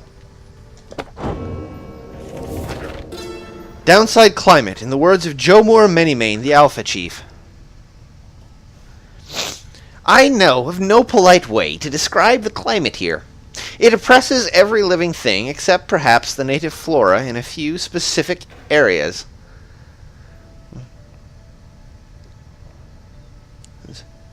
Werepup, I believe our success rate is in the 50s? High 50s right now. Once more, the recommended course is to keep moving. Moving keeps you warm when it is cold, or when it is very hot, you use what strength you can to move somewhere you can think and breathe. The weather in the downside seems intrinsic to different regions, which my good friend Molten Milithay shall describe. Shelter can be difficult to find, and you cannot stay in it for very long. Perhaps, however, shelter can accompany you, rather than constrain you. Nice. We've got a few rights still to go, though, so... Nothing from Sandra. And then...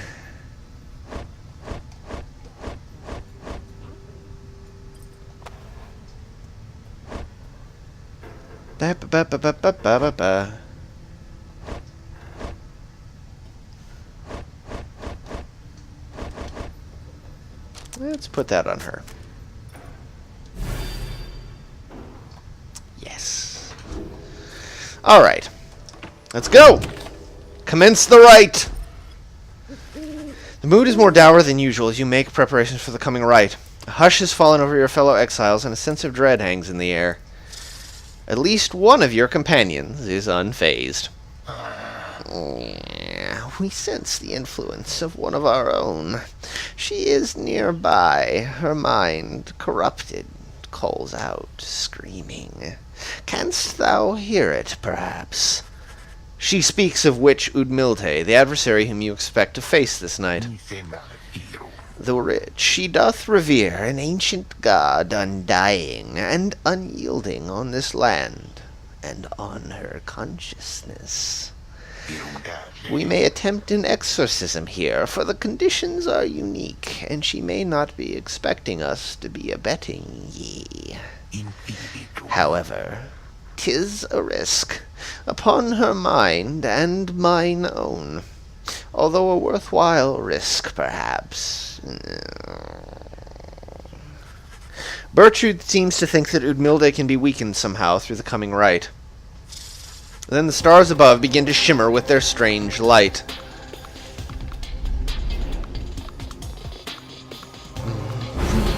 Oh god, there's more demon stars. Yeah, the star of Yizlak. Our adversary worships it, and whom it represents.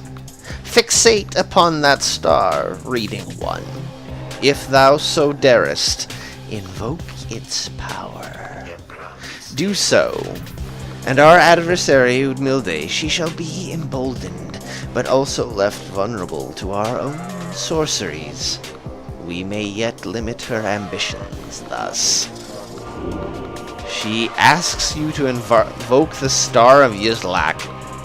Shack 6 shoulders. Your adversary shall return from banishment when all are banished. Ew.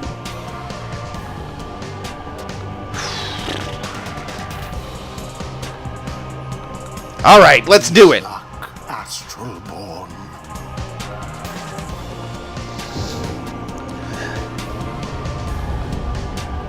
This is gonna be a bitch.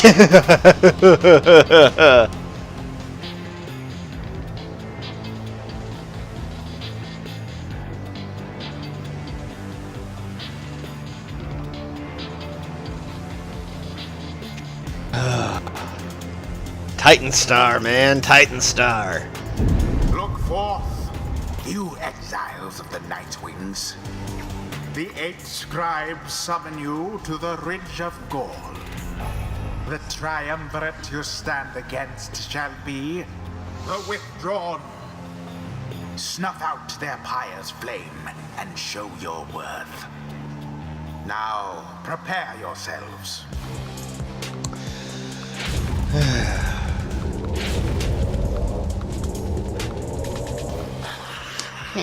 What have we here? Ye have returned once more to our presence. Yes, we sense someone among ye. Who? Bertrude slithers forth and gazes at her adversary. Foul maggot, we should have known. But Bertrude does not respond. Night Wings, that one shall be of little benefit to ye. That one's sorceries are a mere pittance to the overwhelming might of his luck. Soon ye shall see.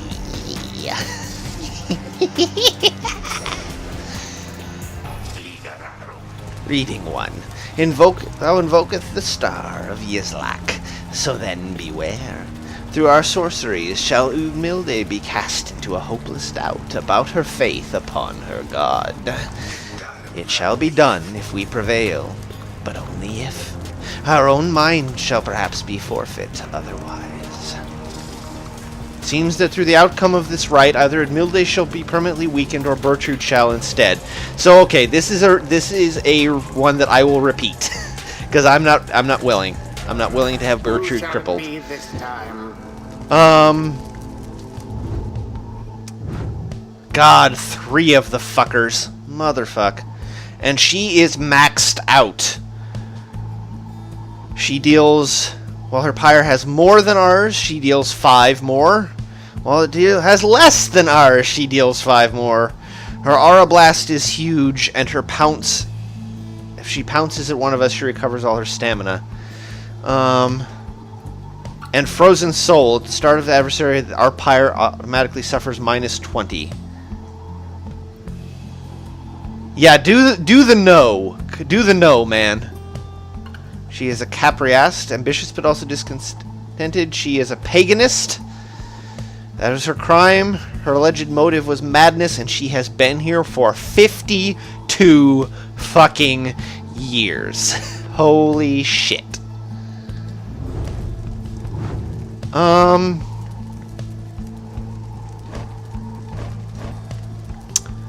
Definitely think that Volfred might be useful here. And his talisman will bolster us. Volfred.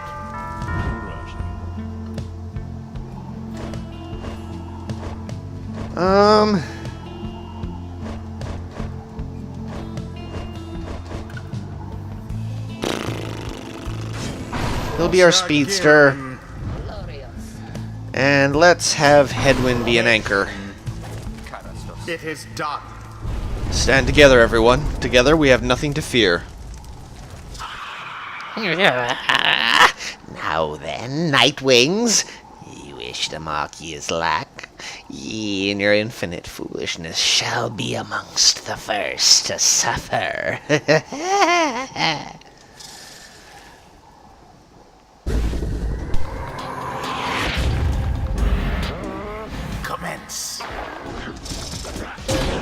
Your Ow! adversaries did not hesitate.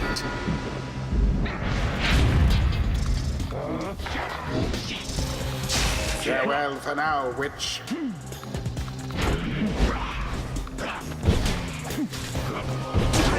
Edwin doused the adversary's flames. Do you believe you can prevail in this?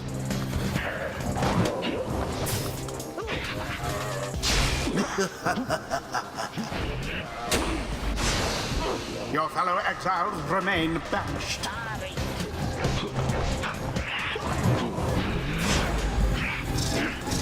No! Decisive blow. Pathetic as expected, ye inconsequential maggots. Yeah.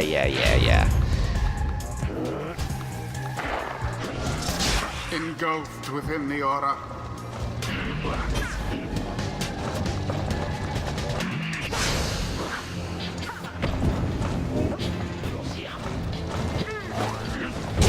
Sublime. Okay.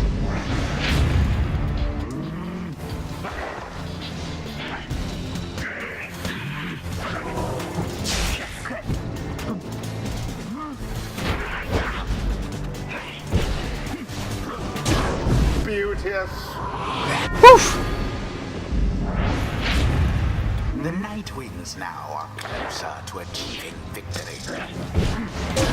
Ow! Dare say. The Nightwings seem to be falling behind.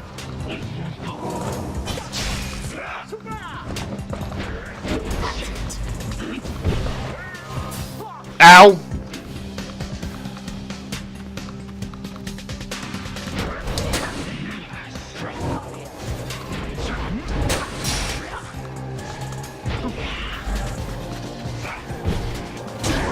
Fear not the building flame. Think, Gilman?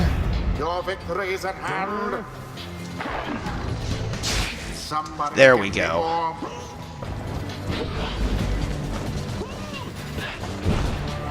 And it is done. The Nightwings prevail. He's fast, and if you use his bounce correctly, it's really powerful. Like, he can, if he's really well done, Ended. kill the entire team.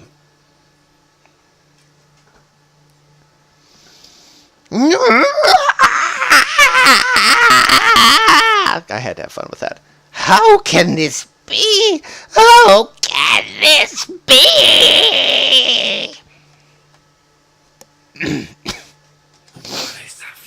Yislak, answer us. Yislak! Yislak!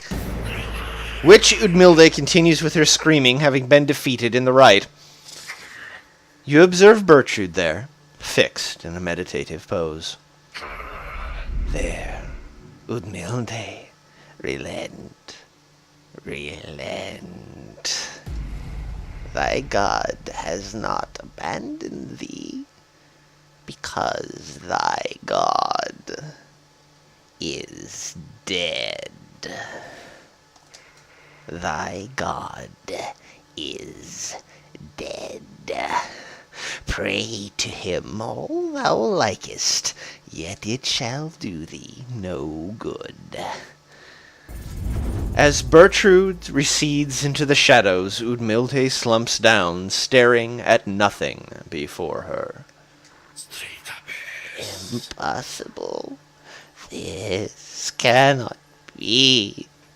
Answer us.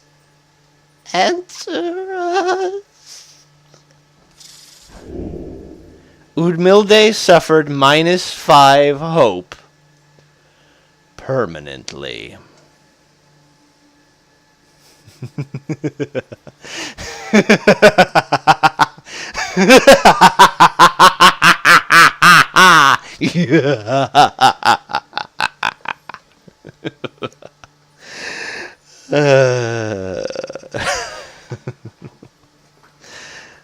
May the scribes have mercy. Always is there a greater knowledge to be gained.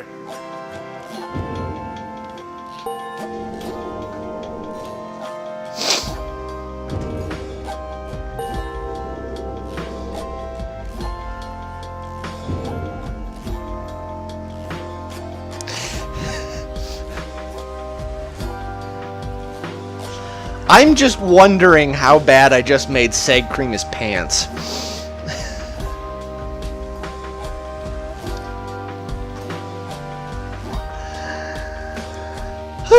Alright, back to the game. Until the next rite.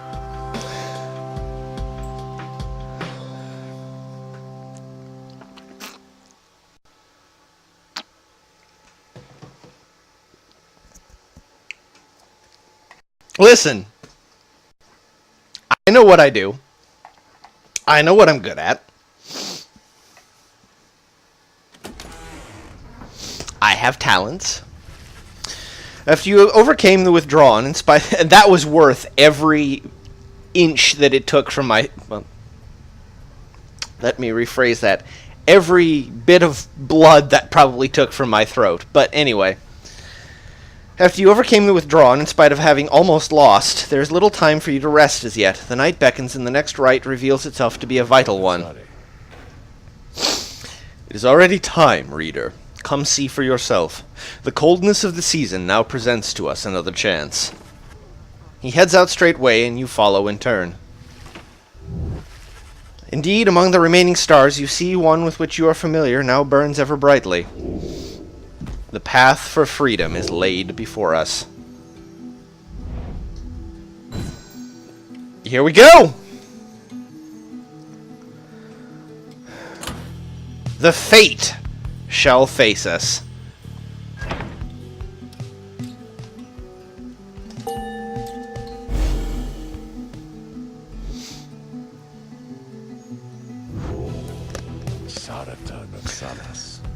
Already are the Nightwings summoned back to Mount Elodial.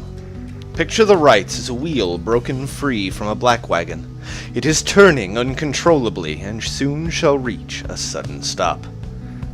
We should have several chances left for someone to go free, either us or else our adversaries, but not both. What is at stake each time is further complicated now, I must admit, knowing we have so few opportunities remaining.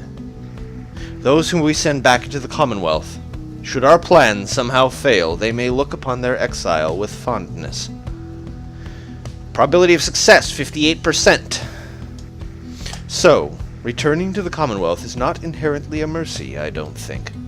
Moreover, there are also those among us who we count on to prevail in the rites. We need them on the Nightwings just as much as we need them in the Commonwealth. We cannot simply grow our numbers here, given the circumstances. And so, who stays? Who goes? These choices affect us all. No pressure there, my boy. Fuck you, Volfred. No pressure there, my boy. Right. Now, I don't know about you, but I shall go and take my leave for now. Let's set forth again at daybreak. Continue your journey. Page revealed. The Greater Titans. Page revealed. Yislak Astralborn. The Greater Titans, in the words of Under King Orez, the Sea Sojourner. The stars shine strange beneath the sea. This one dared rise from the waters so that he could see them plain, the burning essences of those who came before. Our lives are but a quest to join the stars. This one longed to be the brightest. But in the downside, this one met those whose own stars shall doubtless burn at least as hot. Together we achieved great deeds. You may have seen some evidence of it, the remains of the Greater Titans which once darkened this dark land. But in our kinship was the strength to conquer them. It is this one's humble charge to chronicle those deeds, and may the Titan stars never stain the sky during your time. Yislak Astralborn, in the words of Under King Orez, the Sea Sojourner. The foul name of the star Titan is written there but once, Do not invoke it, lest you aid its reawakening. It sups upon despair, and fear, and doubt, and lands such as our own. 'Twas a mighty Mistress Milithae which tracked the astral-born monstrosity within its loathsome pit, where it lay nursing wounds sustained from travelling across the stars in search of simple prey. The wicked astral-born could drive a lesser creature to the brink of sanity with a mere passing glance. But not Milithae. She cast upon the fiend 100 words of binding, each one more binding than the last. With the creature's incandescent skin, we bound this book, and bound ourselves unto the stars.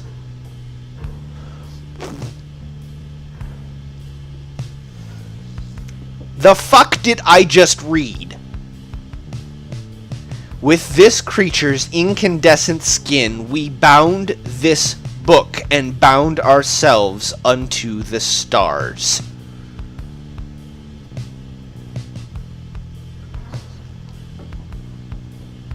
What?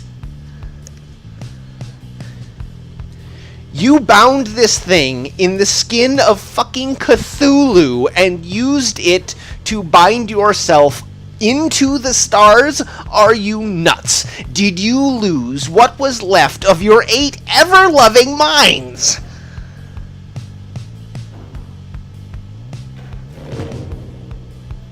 Well, no wonder that thing looks a little weird.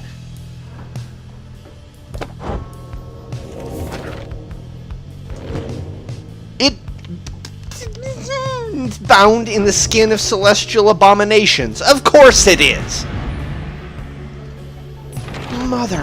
Son of a biscuit.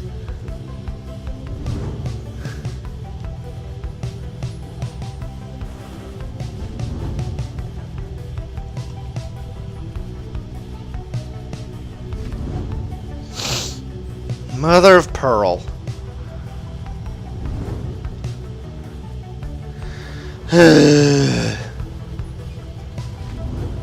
This fucking game. You missed, Confusion, me figuring out what the Book of the Rites is made out of.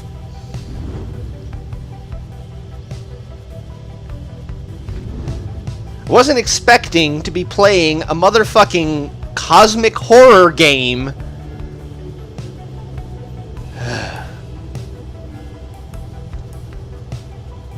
Emperor's Fall. You make landing upon Mount Elodio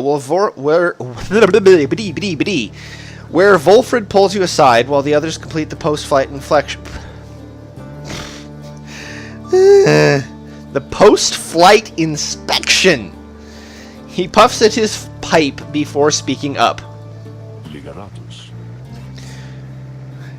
Riot, it's like Lovecraft, but with less racism. Actually, pretty much everything Lovecraftian these days has less racism. Reader, as you know, I now wear the raiments once again. This means that I, myself, may soon be worthy to regain my freedom in the eyes of the 8 scribes. Know, however, that it is not my wish to go just yet. It is true I could be of some benefit to our plan back in the Commonwealth, but I feel my place is here for the time being. Perhaps once the Nightwings are on a surer footing in their path, my time shall come. Those are my feelings on the matter, and I wanted you to know. I shall, of course, defer to you. Our path is not to contradict the reader's will. Anyway, I trust that all of us, yourself included, shall find our freedom. If not soon, then by when all of this is over. Yeah, N.K. Jemisin, by the way, as Segfault is mentioning, is an amazing writer. Just like absolutely fucking amazing. And you should read everything she's ever written. Just so you know. Seek the Nomad Scribe's favor. Having completed the post-flight inspection, you and Hedwyn visit the monument of Gol Golathanian here in Emperor's Fall. be possible, can it? That the rites are drawing to an end? I promised everyone that we would all be free together. Please. I shouldn't have made a promise that I couldn't keep. I know that now, but please, just don't make me break that promise. Soon he has finished paying his respects. You return to the wagon in silence, feeling as though Gol Golathanian has shown you favor.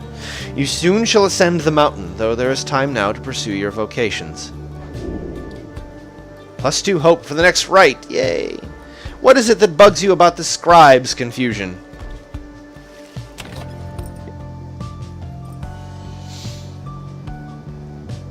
Let's see here. Forage for resources, I think that works. Enlightenment.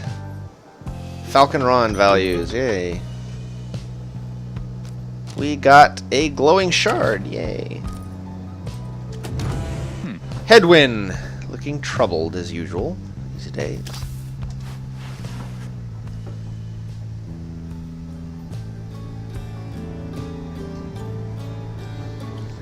That's... yeah. They never do say exactly how long it takes them to do everything. But, God only knows. Like, they have admitted that the Book of Rites may not necessarily be unvarnished truth. After all. You find Headwind rather lost in thought about something. He looks over as you approach. Oh. Hey, my friend. Alright, so, what's it gonna be? He points in the direction of his cooking tins, strewn over in the corner of the wagon. One of life's small comforts around here is we get to eat. Not a day goes by that I'm not grateful for it, but there's only so much to choose from, whether here in Mount Elodial or anywhere around, I guess. Anyway, I was just having trouble trying to decide what to cook. Just had fire caps again last night, and those never seem to sit that well with anyone everywhere. There's no more glopgill, not that anyone but Tizo ever liked that stuff, and I feel like we've been having gutter crabs every day for months, so I'm not too excited about that. This is where you come in, and no consulting books or stars or anything, just you and me, here and now. What am I making? You decide, because I can't. I know there's a lot of serious stuff to think about these days, but so help me, no one's struggling to regain their freedom on an empty stomach.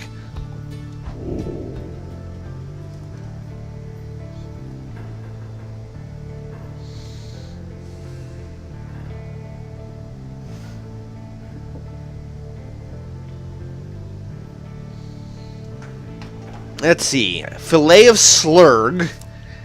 An acquired taste, acquired mostly through a prolonged and desperate stay within the downside. Ask for the silt porridge. A notorious dish that Headwind has preferred to the upper limits of its capacity.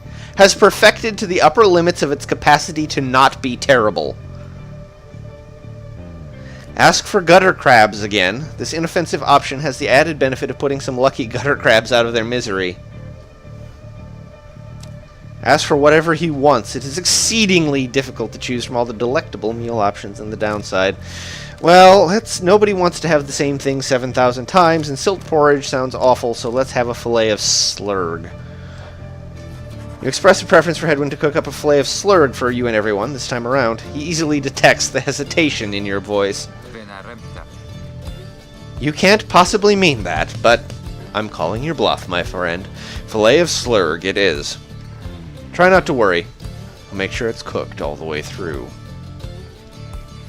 Now lend me hand here with this stuff, would you?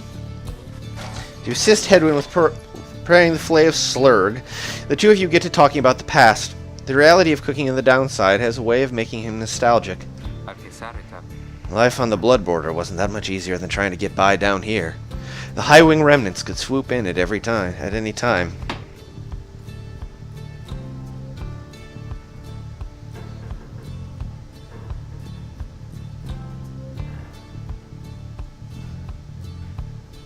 Sorry. Message. I should not. Especially... yeah. Hold on. Alright. They were so good at picking the worst possible occasions for us. This time they showed up and I was nowhere to be found. I must have told you about that. He's spoken to you of his past as an outrider once before. Well, either way, I don't think I told you much about ever told you much about Fakani. I was riding to relay an order when she caught me out in the open. She could have had me, but we just stood there, you know. I'd never seen anything like her. And her voice, she says to me, "You ought to be more careful with your life." And I just say, I'm not the type to say such things, but it's all I could think of looking at her then, and so I just tell her this was worth the risk. Anyway, she spared my life, of course. When we saw riders heading towards us, I just looked at her and she took hold of me and we just took off. I didn't want to leave her. And I didn't for a while. He trails off for a while. Soon after I came back, I went off in search of her again. This time, though, the risk I took. A lot of people paid for it. The harps attacked when no one was there to raise the alarm.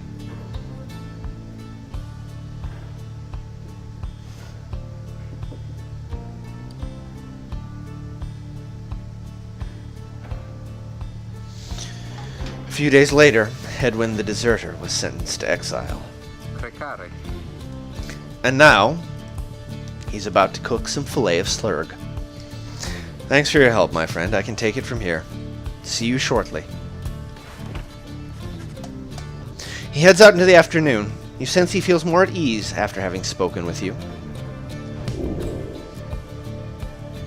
He gained even more hope. He's got like +4 hope right now. Holy shit. Alright, let's keep going.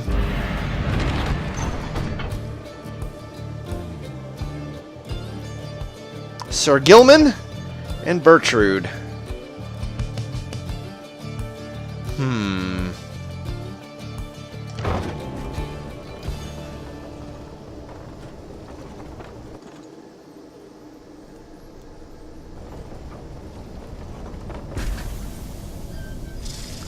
En route to the mountaintop, you pass by a monument to Lusclorian, and Bertrude happens to take notice. Ye ancient gods who flit among the stars, grant thy boon on Sandalwood, if one is to be granted, for he shall put it to good use. He seems to still believe in ye, to some extent at least. Thus shall we do the same for now, and honor thy traditions. Yes, I went along with Bertrude's plan and won, and there was an evil laugh. There was a huge evil laugh. Soon she has finished paying her respects. As you prepare to continue your ascent, you sense that Lusclorian has shown her favor. +2 presents for the next rite. The withdrawn shall be even less of a threat than they were before.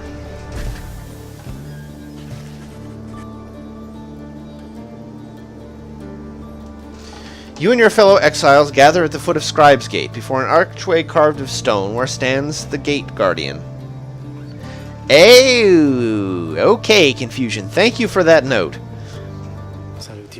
Greetings to you, Celeste. I see the exiles of the Nightwings have returned, even as the cycle of the rites begins drawing to a close. The Nightwings accept this as the will of the scribes. The Gate Guardian laughs at this softly for some reason. And you, Tariq, do you accept their will as well? But the lone minstrel does not answer her. It is no matter. Now, Nightwings, each of you, come forth and state what it is that you seek whilst crossing Scribe's Gate. One by one, the Nightwings declare themselves. You all pass through as before. When Volfred takes his turn, Celeste stops him. You! I see you wear the raiments once again. Explain. The cycle of the rites is ending. While I do not know exactly why, I have my fears. One of my contemporaries, he who fell from the summit long ago, he lives and seeks his liberty again. He stands against us now and believes his triumvirate to be the true Nightwings. A splinter faction from the scribe's most favored triumvirate, led by the demon Oralek. I remember well the contemporary whom you mean. Then, the Nightwings stand divided? Yes, and so I wear the raiments once again, in case that it may help to right this wrong. For I am Volfred Sandalwood, and I seek liberty for each of us, so that one day we might all stand shoulder to shoulder on the other side and bring our freedom to the people there. She considers Volfred's words for a moment. I see. Then, move along. The Guardian of Scribes Gate regards you all, and then she beckons you onward. The 8 scribes bid the Nightwings welcome. Go forth with glory. Samea. Celeste. What is it, Tariq? The will of the scribes. Long have we both followed it. I think you would agree. In equal measure, has it drawn us close as it has separated us. But if their aim now is to keep us apart, for another age or longer, then... No. I do not accept their will. You blaspheme, Tariq, and at the gate, no less. But the lone minstrel simply puts his hat back on. Then may the scribes themselves admonish me. Until tomorrow night, Celeste.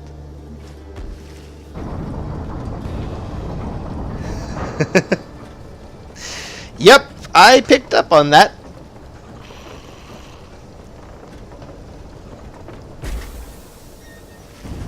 Having reached the peak of Mount Elodial again, you see the vastness of the downside all around you. It leaves you deep in thought regarding which of your companions ought to go free this night, as Jodariel did the last time.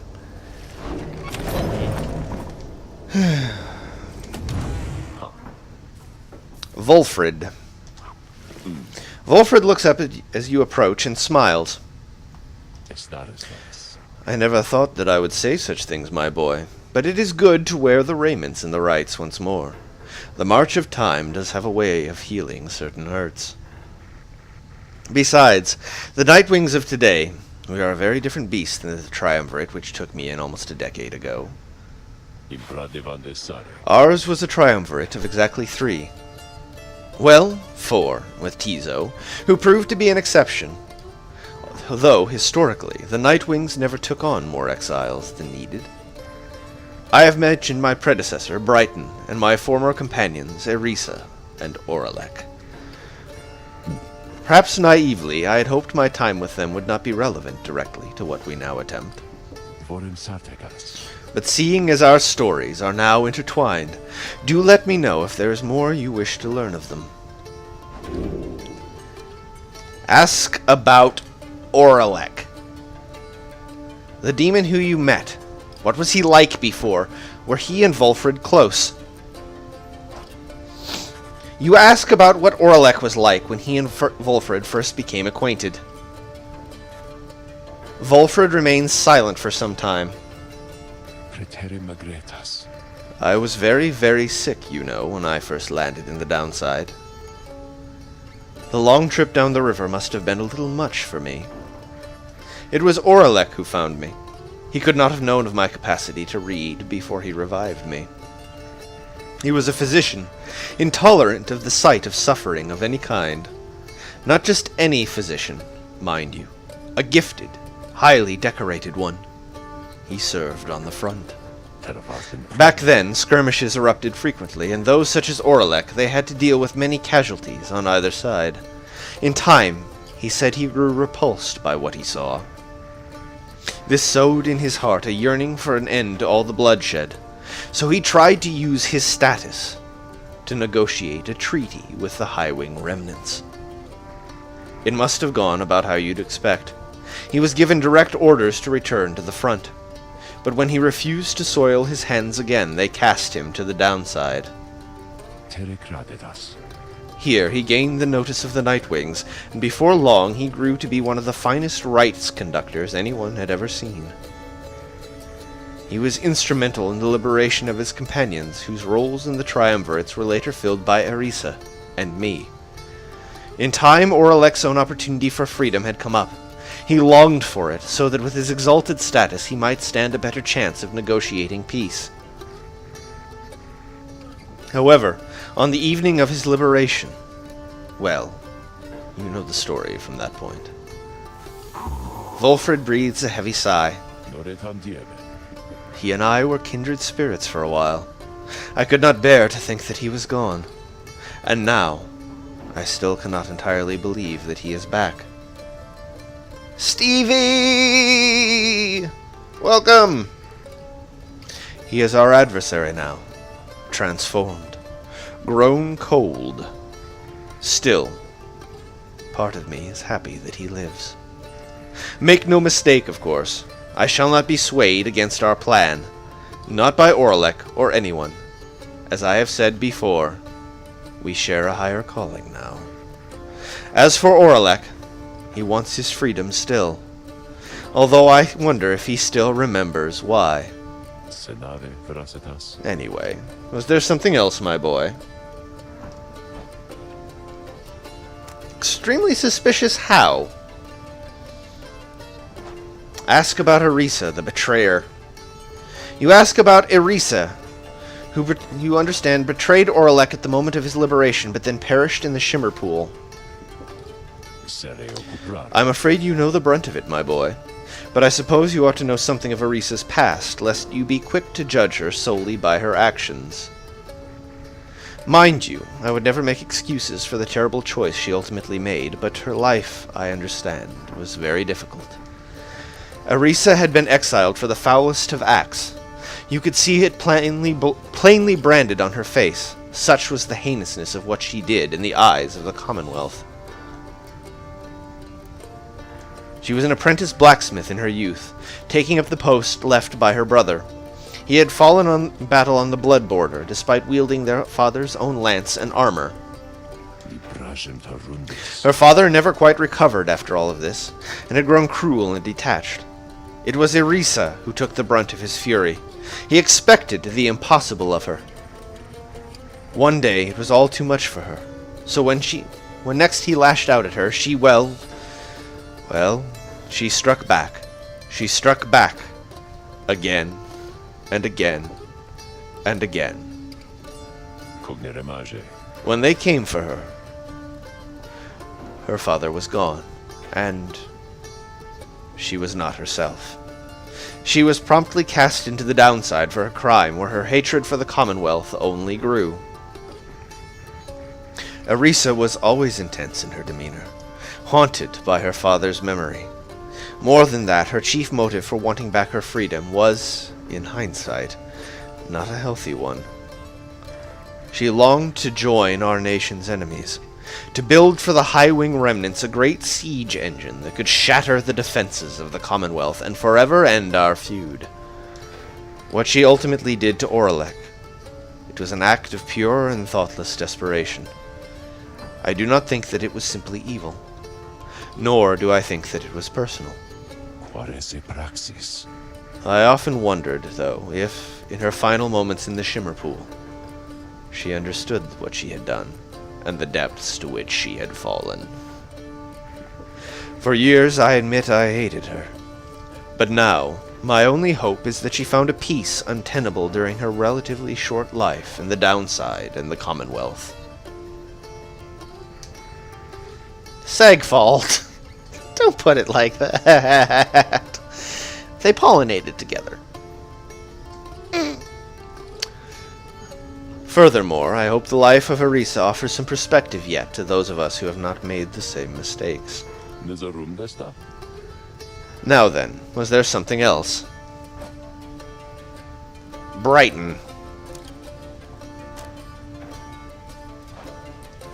You inquire about Brighton, who you understand was liberated prior to when Volfred first joined the Nightwings. Demdares nare.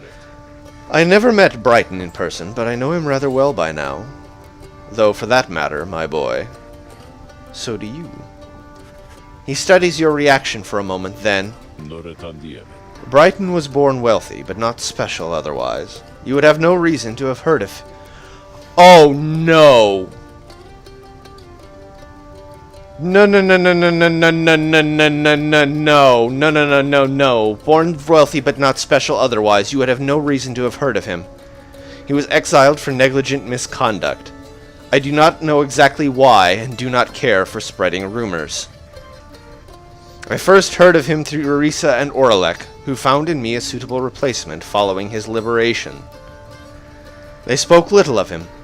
Oralek gave the impression that they did not see eye to eye, but he assured me I would soon hear from him myself. Indeed. And as I became accustomed to the book which you know well by now, I soon began to hear the voice. No! Whoa. No wonder the motherfucker hates us!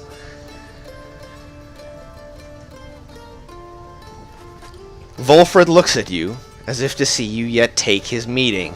Nemtaren dempras. You see, my boy, after Brighton's liberation, he assumed a new identity within the Commonwealth, and a new responsibility to the triumvirate which liberated him. That voice you hear from time to time, whensoever the stars align, it's his. Desarem varus. He is no longer Brighton.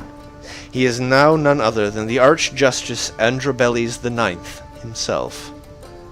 The Grand Judge and figurehead under whose watch the Commonwealth is governed in this day. Those who violate the law of the Commonwealth face sentencing. It's his fucking fault! All of it. All of it, all of it, all motherfucker.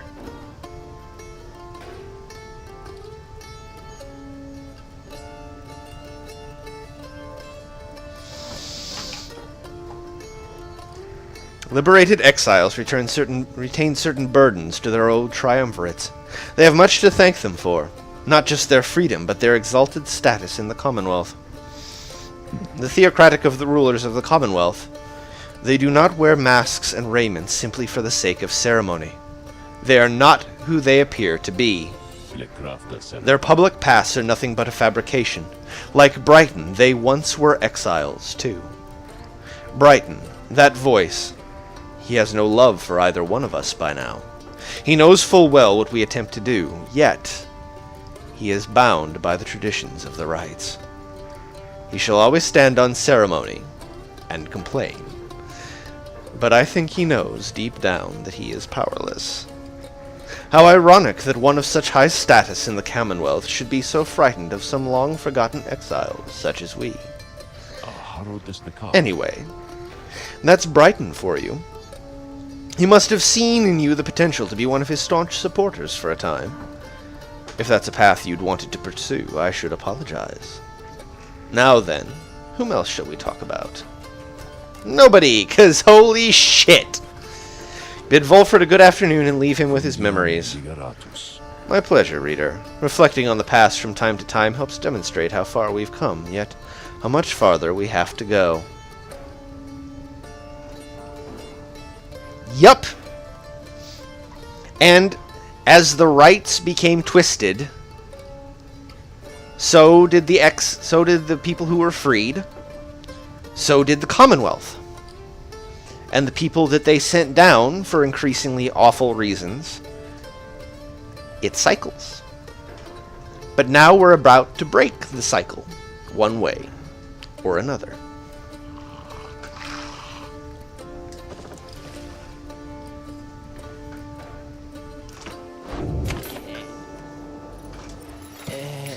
Hey guys, so I don't know what's going on up there with all them stars acting real weird and stuff, but let me tell you something here. You ain't gonna find a better deal on all this stuff from anybody, and I mean anybody in the downside. You can trust me when I tell you that, okay? So go ahead, stock up. Man, he's such an asshole. Oh, fortified sun serum. Permanently gain +1 hope. Yes, motherfucker. That's we getting. That's we getting. That's what the fuck was that I just said? Alright, so scoop of stardust. Yes. And then fortified sun serum. Fuck, I don't have enough money.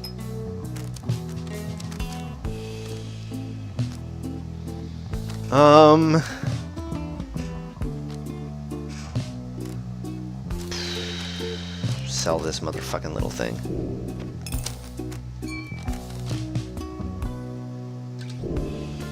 Broke, but it'll be worth it. Alright.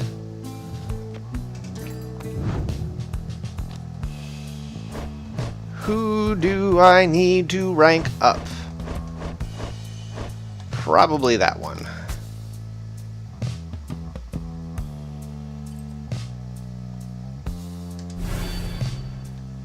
Okay. And then whose hope shall I fortify?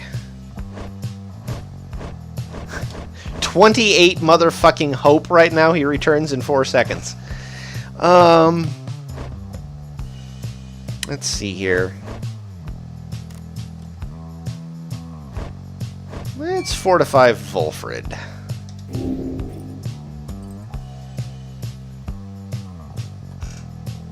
Alright.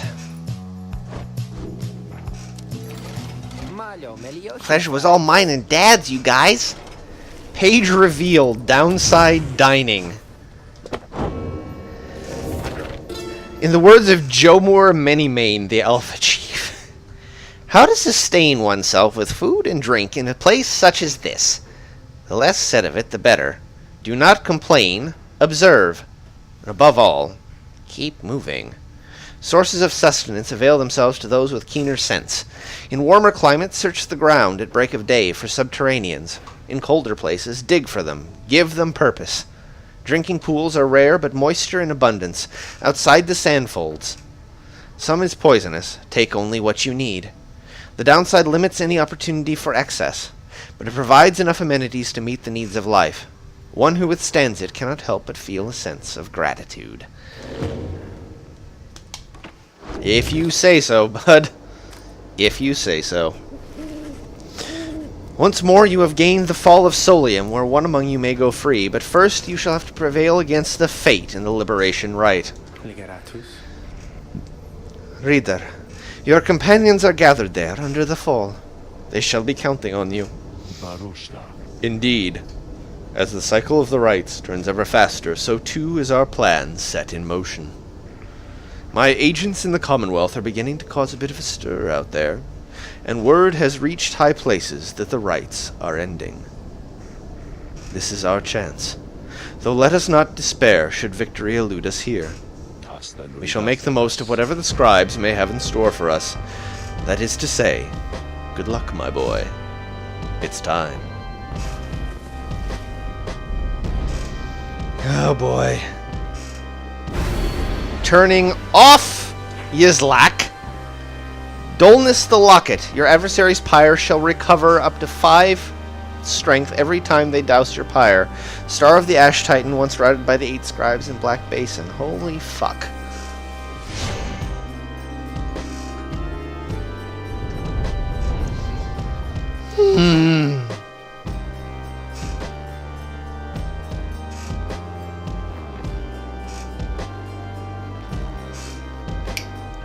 So, who are we gonna send home, folks?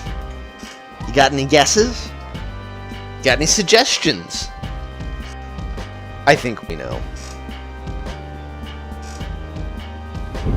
Once more, the I think we know, don't we? the summit of the sacred Mount Aladiel to conduct the liberation rite. Even as the stars themselves abandon you. Make good upon these final opportunities, reader. This glorious age-old tradition coming to an end upon your watch. I trust the fate your adversaries shall not throw away this chance. Choose now who may go free, should they unfortunately fail. The pyres burn, and each of the triumvirates is present and prepared. I concur. The pyres burn, and each of the triumvirates is present and prepared. Then, anointed one of the fate, come forth now and declare yourself, and pay any respects you have unto your adversaries, the Night Wings. The bent old cur, Dalbert, steps forward and struggles for a moment with his mask. Greetings, old heralds. Greetings, good heralds. I am called Dalbert Oldheart. It is the greatest honor of my years to stand upon this sacred site upon which the 8 scribes first anointed these glorious proceedings. Night Wings, we are honored to be in your presence once more. Father, they are our adversaries, not our hosts. We need not be so gentle with them. They shall do their utmost to keep you from your freedom. Dalbert, your son speaks out of turn. Control him. My sincerest apologies for his unnecessary outburst. Alma, please. We have worked towards this opportunity, and we must make the most of it. He puts his mask back on. My son and I stand ready to begin.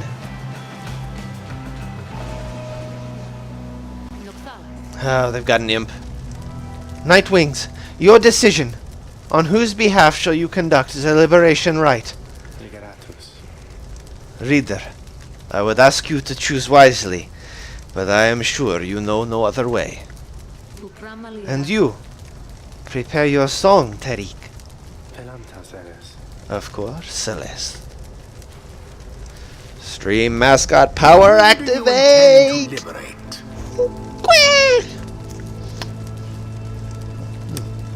Alright.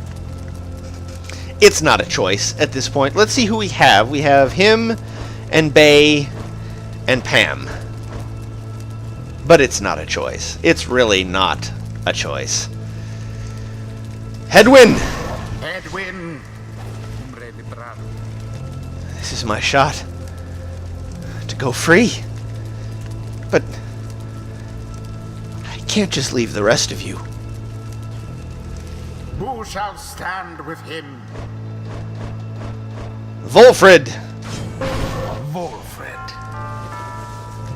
Let us prevail on this night for you, Hedwin, and for the good of our ailing nation. I forgot his voice for a second. And Pamitha, I think. Let's see here.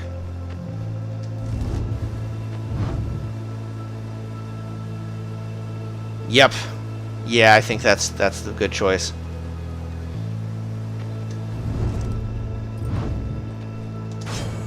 Pamitha. This one's more for you than Raider, darling. This one. And I suppose for him. Very well. We have thanks to give this opportunity to face you, O Night Wings. Now, let us strive to our fullest capability with honor and grace. Save your strength for the right, Father. For the voyage home. Let this be our final battle against them.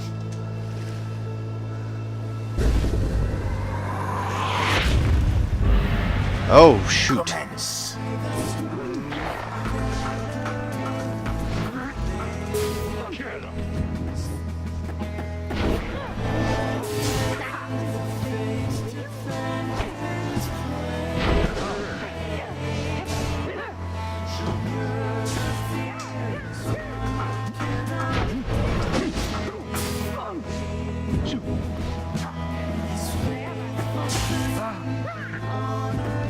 Those imps.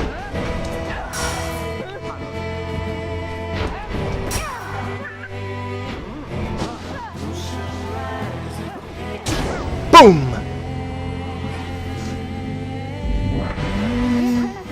You can do this, Ulmer! I believe in you, and so do the scribes! Bay! No! No, no! Root for Hedwyn! No! No, no, no, no, no, no, no! Wait, what? What is this? What are you talking about? This is the liberation rite! What are you doing? Bay pulls at her mask. I think you are my friend, Ulmer. And so, I am hoping for the best. For you and for your father. He believes in you, and so do I. But we have to do our very best as well. And I know we cannot all prevail, only the Fate, or the Nightwings, but not both. Not both. Ulmer looks on in stunned silence. The outburst seems to have disarmed everyone. We all have to do our very best. And then the scribes, they're going to watch over us and make everything okay. You'll see, Ulmer, you'll see! She puts her mask back on as the liberation rite continues. Whether her words flustered her adversaries or emboldened them, you cannot tell.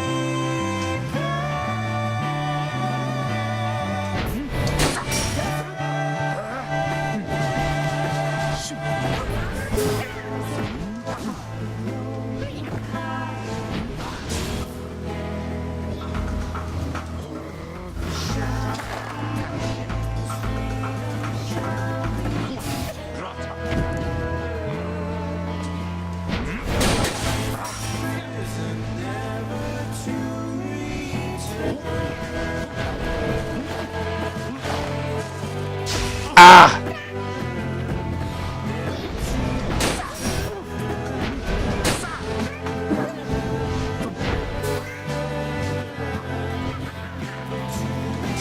Damn it!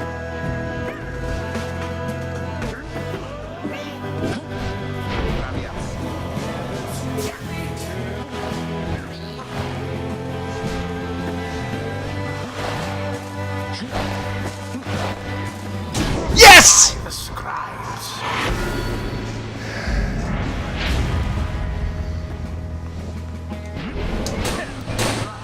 Didn't Uh-oh. see it coming.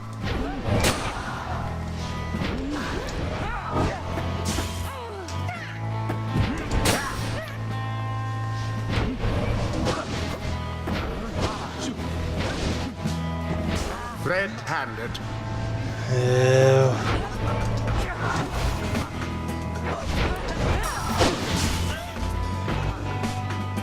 Where is it? Oh! Damn! What the scribes ordered. I was like, where's the ball? Where's the ball? Where's the ball? Hear us now, noble Jomar, for we beseech you. Surely we cannot prevail without your aid. If ever you have heard my prayers, I beg of you, please, smile upon us now. Whether from his prayer to the scribes or simply from Dalbert's resolve, something comes over your fellow exiles here. If they are banished now, they shall not soon return. Oh, motherfucker. The Fate. They claim to honor this tradition, and yet their claims seldom ring true.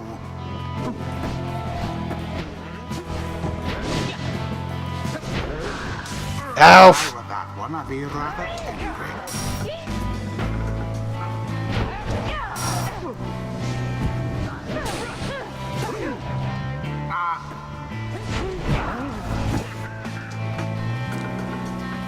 I thought they had you there.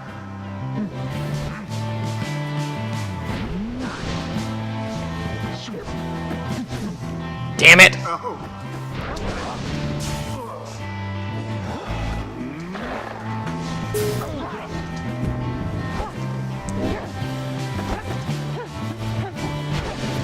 Damn! not.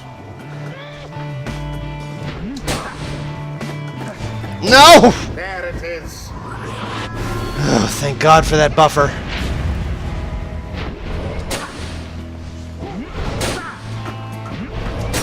Glorious.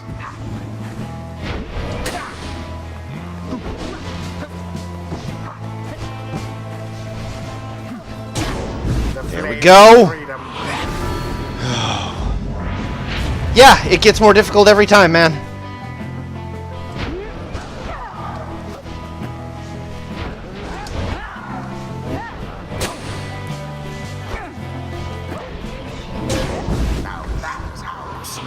One more. Now end the ceremony.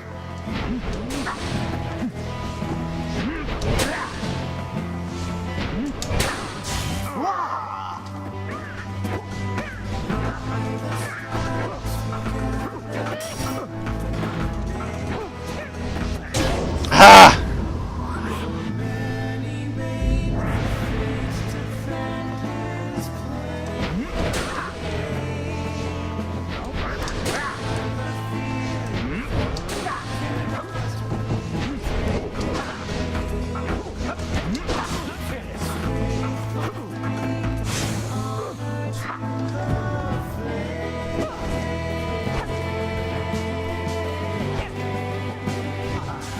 No! What the fuck? Ow! Seriously, did I not have that?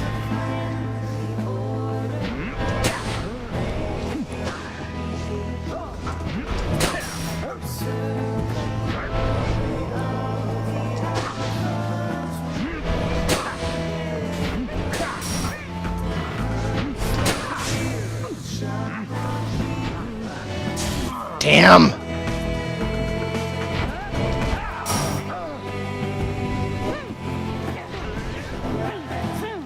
And there it is, at last. The Night Wings proved their worth. Rather convincingly, I must admit.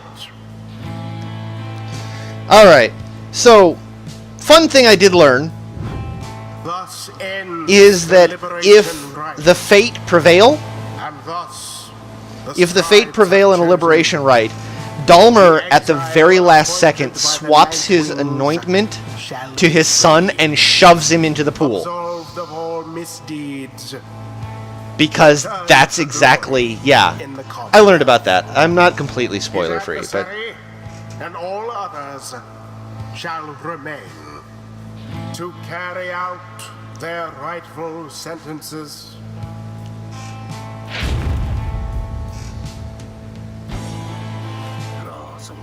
alas, my son, it seems once more that I have failed you. Father, wait! What good is freedom to us anyway if we would be apart? Aww.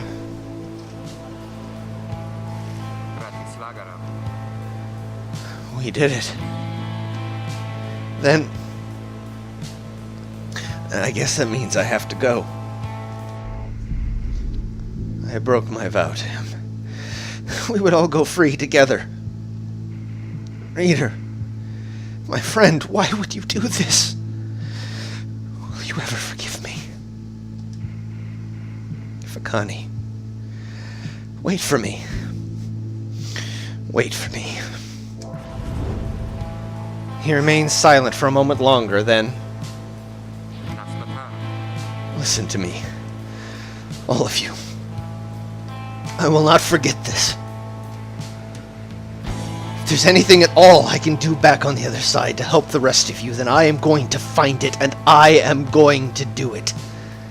At the very least, I will do everything I can to make sure that by the time more of you come and join me back at home, that it will be a better place for all of us. Look, I don't have long now, so just thank you. All of you. I won't forget this. Then he plunges out of sight into the shimmer pool. His voice is audible but growing faint. It's happening. Goodbye, my friends. Reader, everyone, goodbye. Until we see each other. Godspeed, Henry. I did not know that confusion. The eight Holy shit. scribes are watching from afar. By their grace, may the cycle of the rites keep turning for as long as possible. Seg, I take that as like utter total satisfaction, like you have no idea.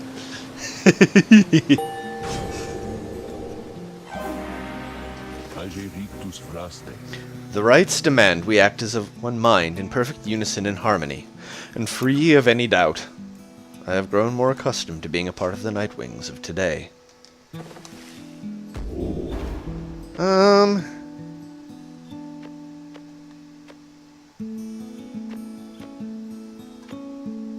Let's get a big sapling.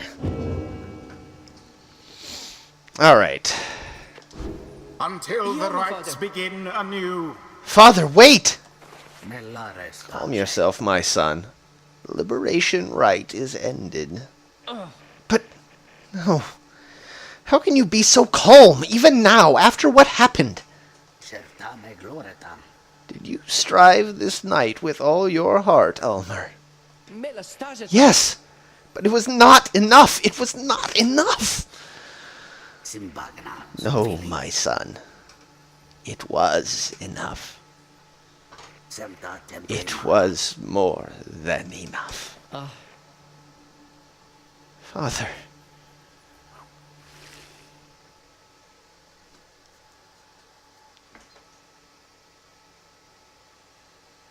Ulmer is a good dog. Ulmer is a not well, and Dalmer's a very good dog too. So they're both very good dogs.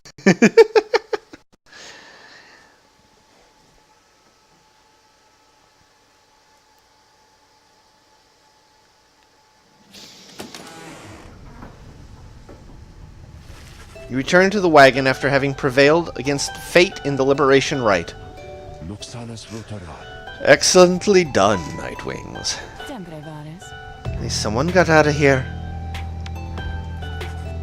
You succeeded in liberating Hedwyn, who returned to the Commonwealth in glory. We have but a few such liberation rites remaining. Exactly how many I do not wish to speculate about as yet, until such time as we can better say for certain. Under no circumstances would I suggest that this is ideal.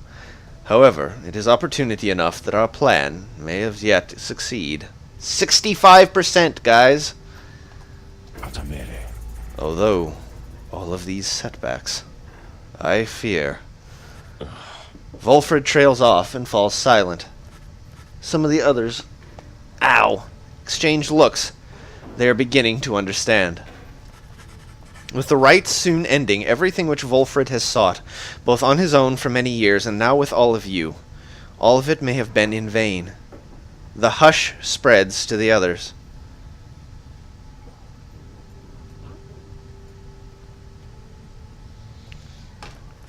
But not to you. You then proceed to do something that none of them seem to expect. You raise your voice. Each of your fellow exiles turns to you, their expressions asking you a question with no easy answer. What are we going to do? As you meet Bay's gaze, the words for the occasion begin to crystallize in your mind. You are searching to find the right words, as all your fellow exiles are looking to you now. Interact to gather your thoughts. You tell them that you have all stood together time after time throughout this quest, and are now poised to seize upon a glorious opportunity. Your path to freedom is still laid bare before you all. True freedom is not waiting for you in the Commonwealth.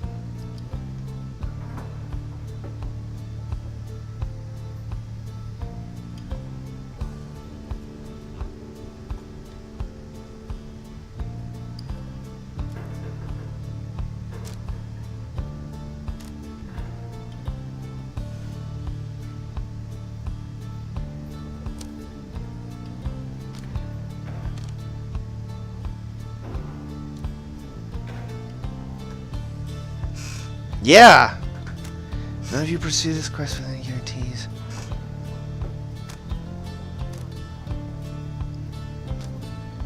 This one. Your path to freedom is still laid bare before you all. True freedom is not waiting for you in the Commonwealth. Meanwhile...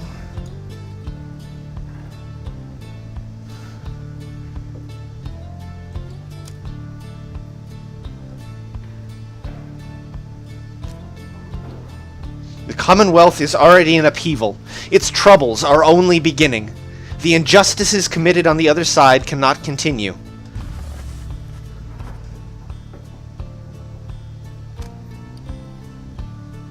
You now...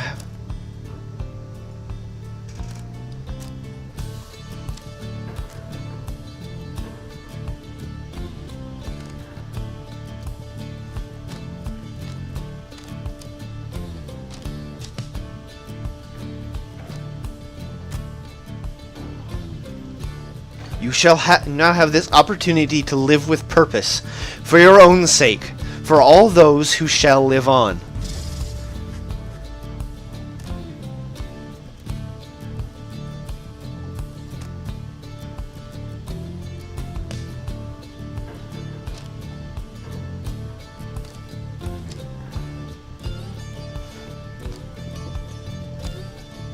When you look at it that way, whether you achieve your freedom is up to all of you, to each one of you in your own way.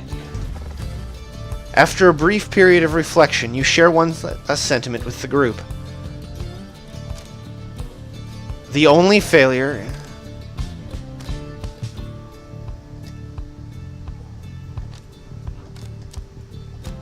Enlightenment veils itself through struggle. And then you join the others in silence. Thus do you remain together with your thoughts. No one speaks for a time, but then... Ah, the struggle you describe, Master Reader! It has been glorious indeed! Wherever you shall lead, this knight shall follow without stopping even once to think! You truly believe that your commonwealth can change its ways, then, Reader darling? I suppose that I may yet come to believe it too. Long may the stars remain alight for you, Reader, sir. All the while, Volfred remains watching you intently. Then his expression softens, and he smiles.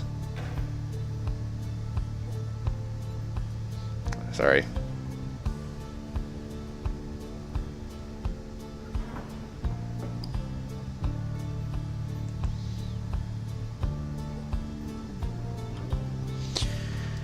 You are right, of course, my boy. We are Nightwings. It is precisely as you said. Enlightenment unveils itself through struggle. Lead us then, reader, to the end of our quest, to the dawn of the new age for all our kin. Everyone, for the Nightwings! Everyone responds in kind. They stand with you, no matter what.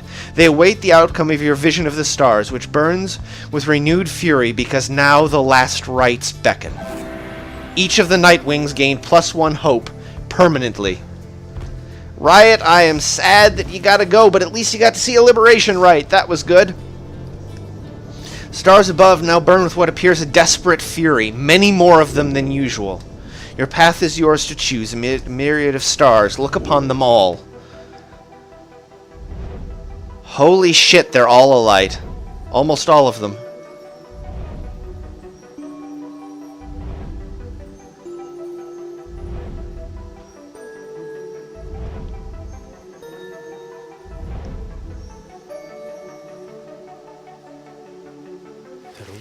The stars of the 8 scribes, they shine together now as one. The lone minstrel draws breath as though surprised by what he sees. He backs away and averts his eyes. This is another sign the rites are soon to cease. Few chances yet remain to confront the adversaries you have met during your journey.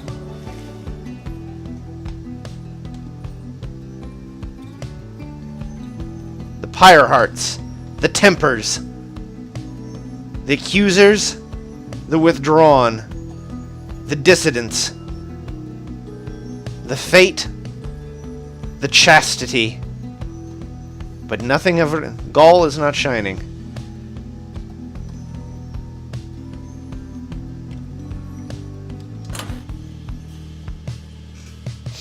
Right now we're set for the Accusers, the Chastity, and the Pyre Hearts are all tied. Holy shit.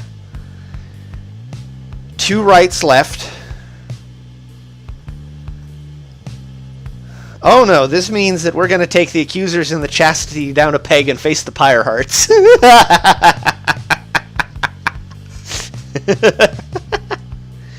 And notice that we're not getting a break. I believe it looks like their record breaks ties. Seg, because the accusers and the chastity and the Pyre Hearts, they are all... The accusers are the,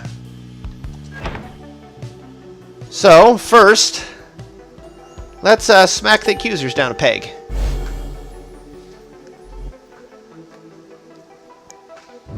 And no break. Notice this. We don't get to rest for many moons.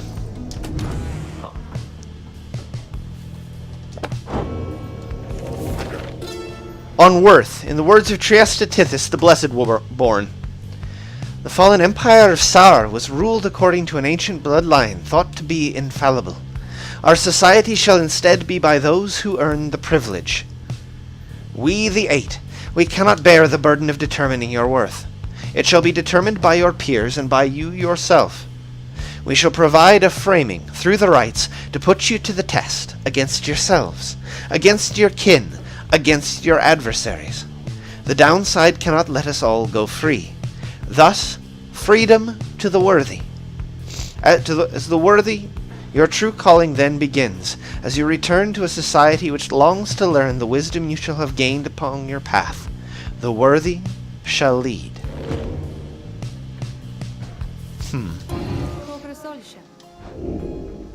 Nothing there.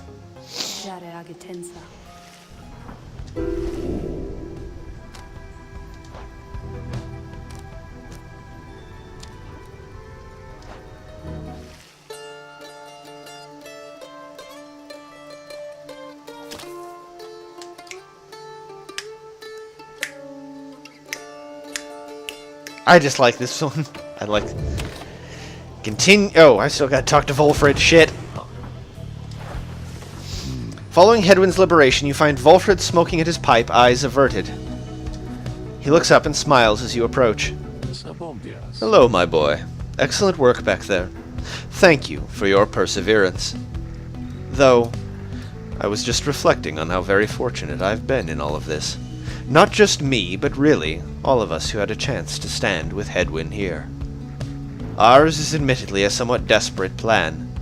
It was vital to me, should the Nightwings rise again, that it be under proper care and guidance. I was just thinking how well Hedwyn served in that capacity. Whatever is to be the outcome of all of this, no doubt his presence shall be missed. My agents and I, we were unsure of him at first. A common boy like that, completely unacquainted with the rites. But, in the end, I felt that he was worth a shot. Someone like him, sincere, determined, with loyal friends and desperate to get home. Those qualities spoke volumes. Then he falls silent for a time. I have every faith that he shall strive on our behalf now in the Commonwealth. It is my hope that he yet finds the one he sought. You and Volfred speak little more of Hedwyn for now. You're left wondering what shall become of him in the Commonwealth. Continue! There's no time now to return to Moonlight Alcove as before, as the stars already urged you on. Everyone is ready to make haste for the Isle of Kaelmer.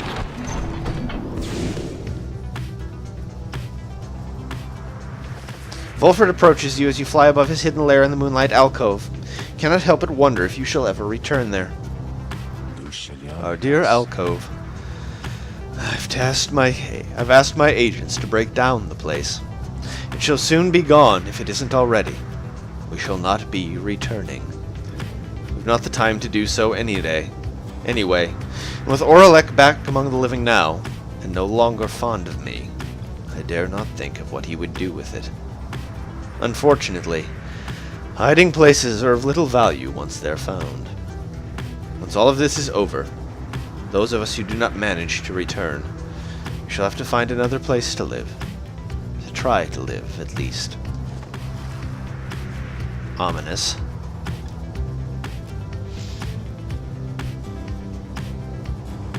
Sorry, getting messages.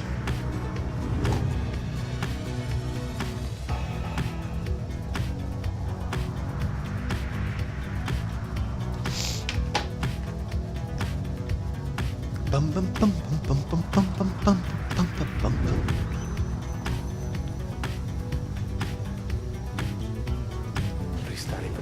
Again we return to the Isle of Kelmer, hidden in this storm.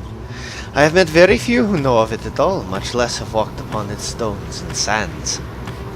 The disconcerting tales of the demise of Kelmer Ropecollar, who met his end there on that isle. The imps that swarm and breed across the place today seem not to mind. Having paid witness to the rites firsthand, they have become rather obsessed with it. I wonder if it is more difficult to conduct the rites with such a boisterous audience. May the accusers find their way shortly, so that the imps may have the contest they desire. Volfrid. Pamitha.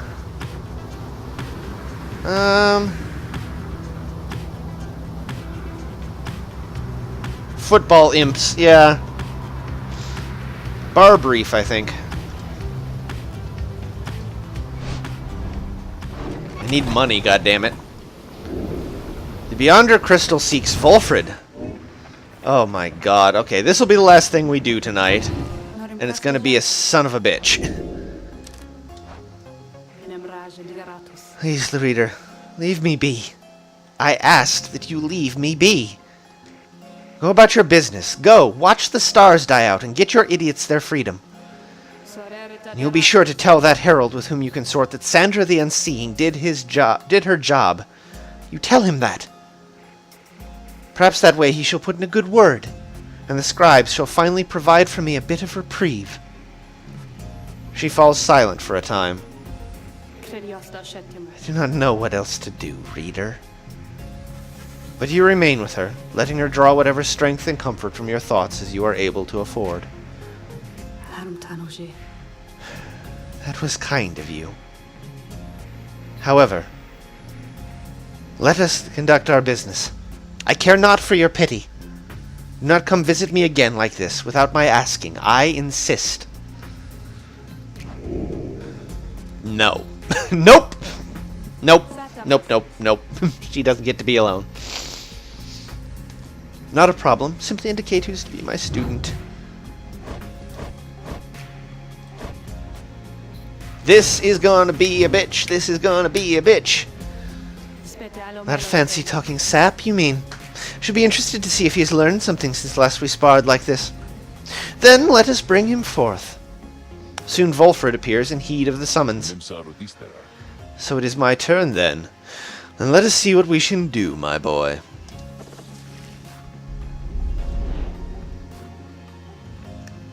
Oh, this is going to be such a pain.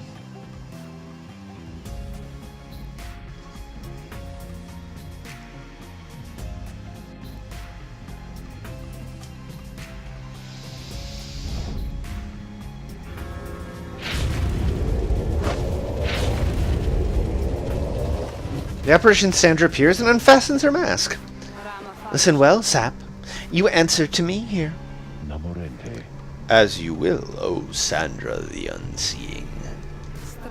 Proper as ever, then.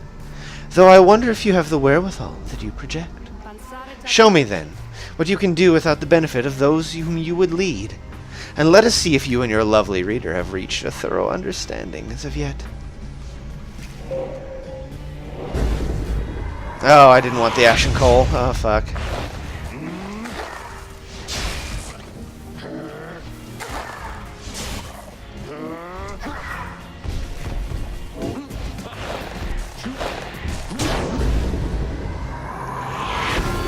He's fucking deadly with those goddamn things.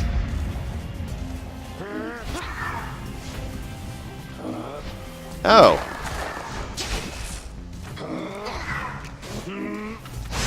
Ow.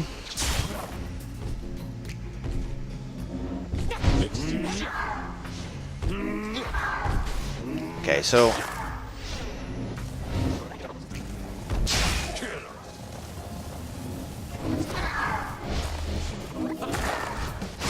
ow.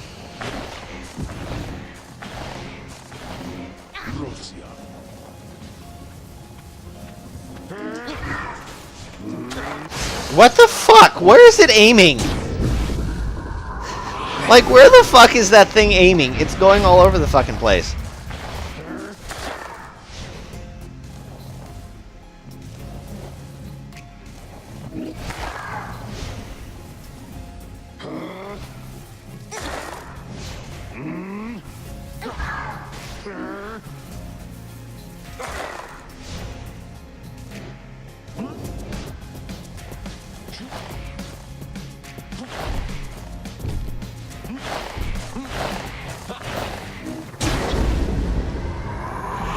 This is a weird one.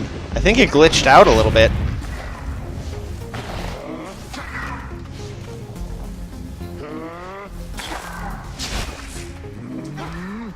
Ow.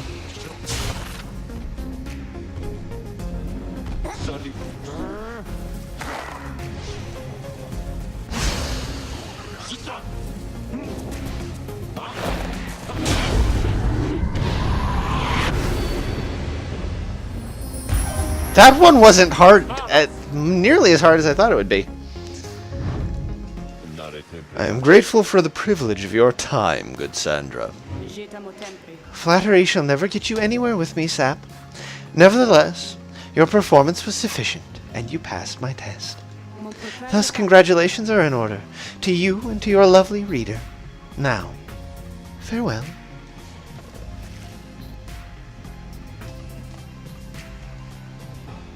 What did we get?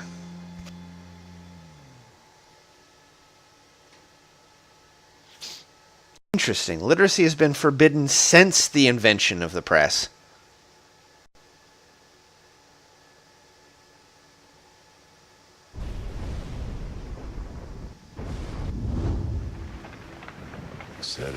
I have not seen that Sandra in some time.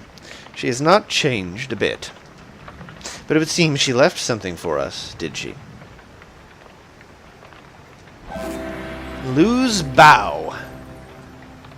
His blink ability transports him farther than usual. Alright. Alrighty then. We'll pass the time and get the save then. A feeling of a foreboding feeling stuck with you since your arrival in the steady currents of Barb Reef. Some of it spreads to the others in the group. Being stuck out here like this sure isn't doing me any favors. I don't think I feel good about this place. At least today I don't. You decide to focus on pursuing your vocations until the Black Wagon is ready to move on.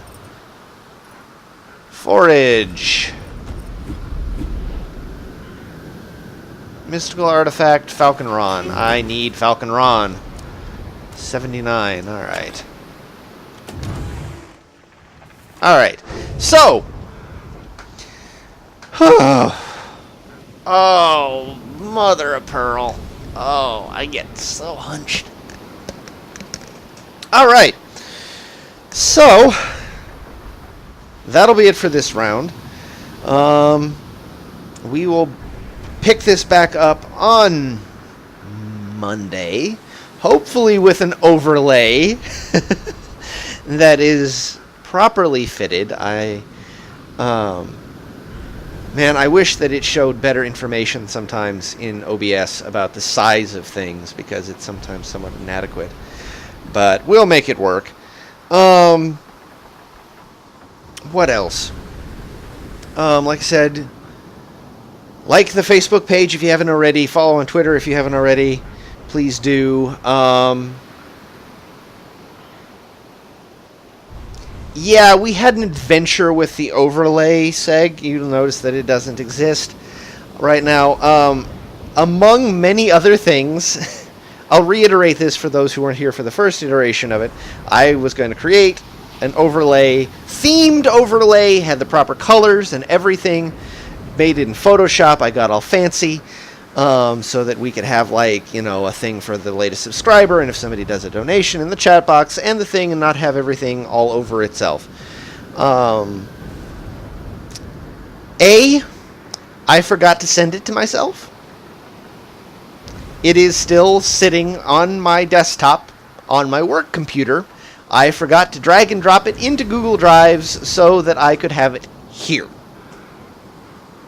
Stupid me. And then when I tried to make do with a version cadged from me showing it to a couple of people, I discovered a couple of things. One is that I had gotten the dimensions of pretty much every fucking thing wrong.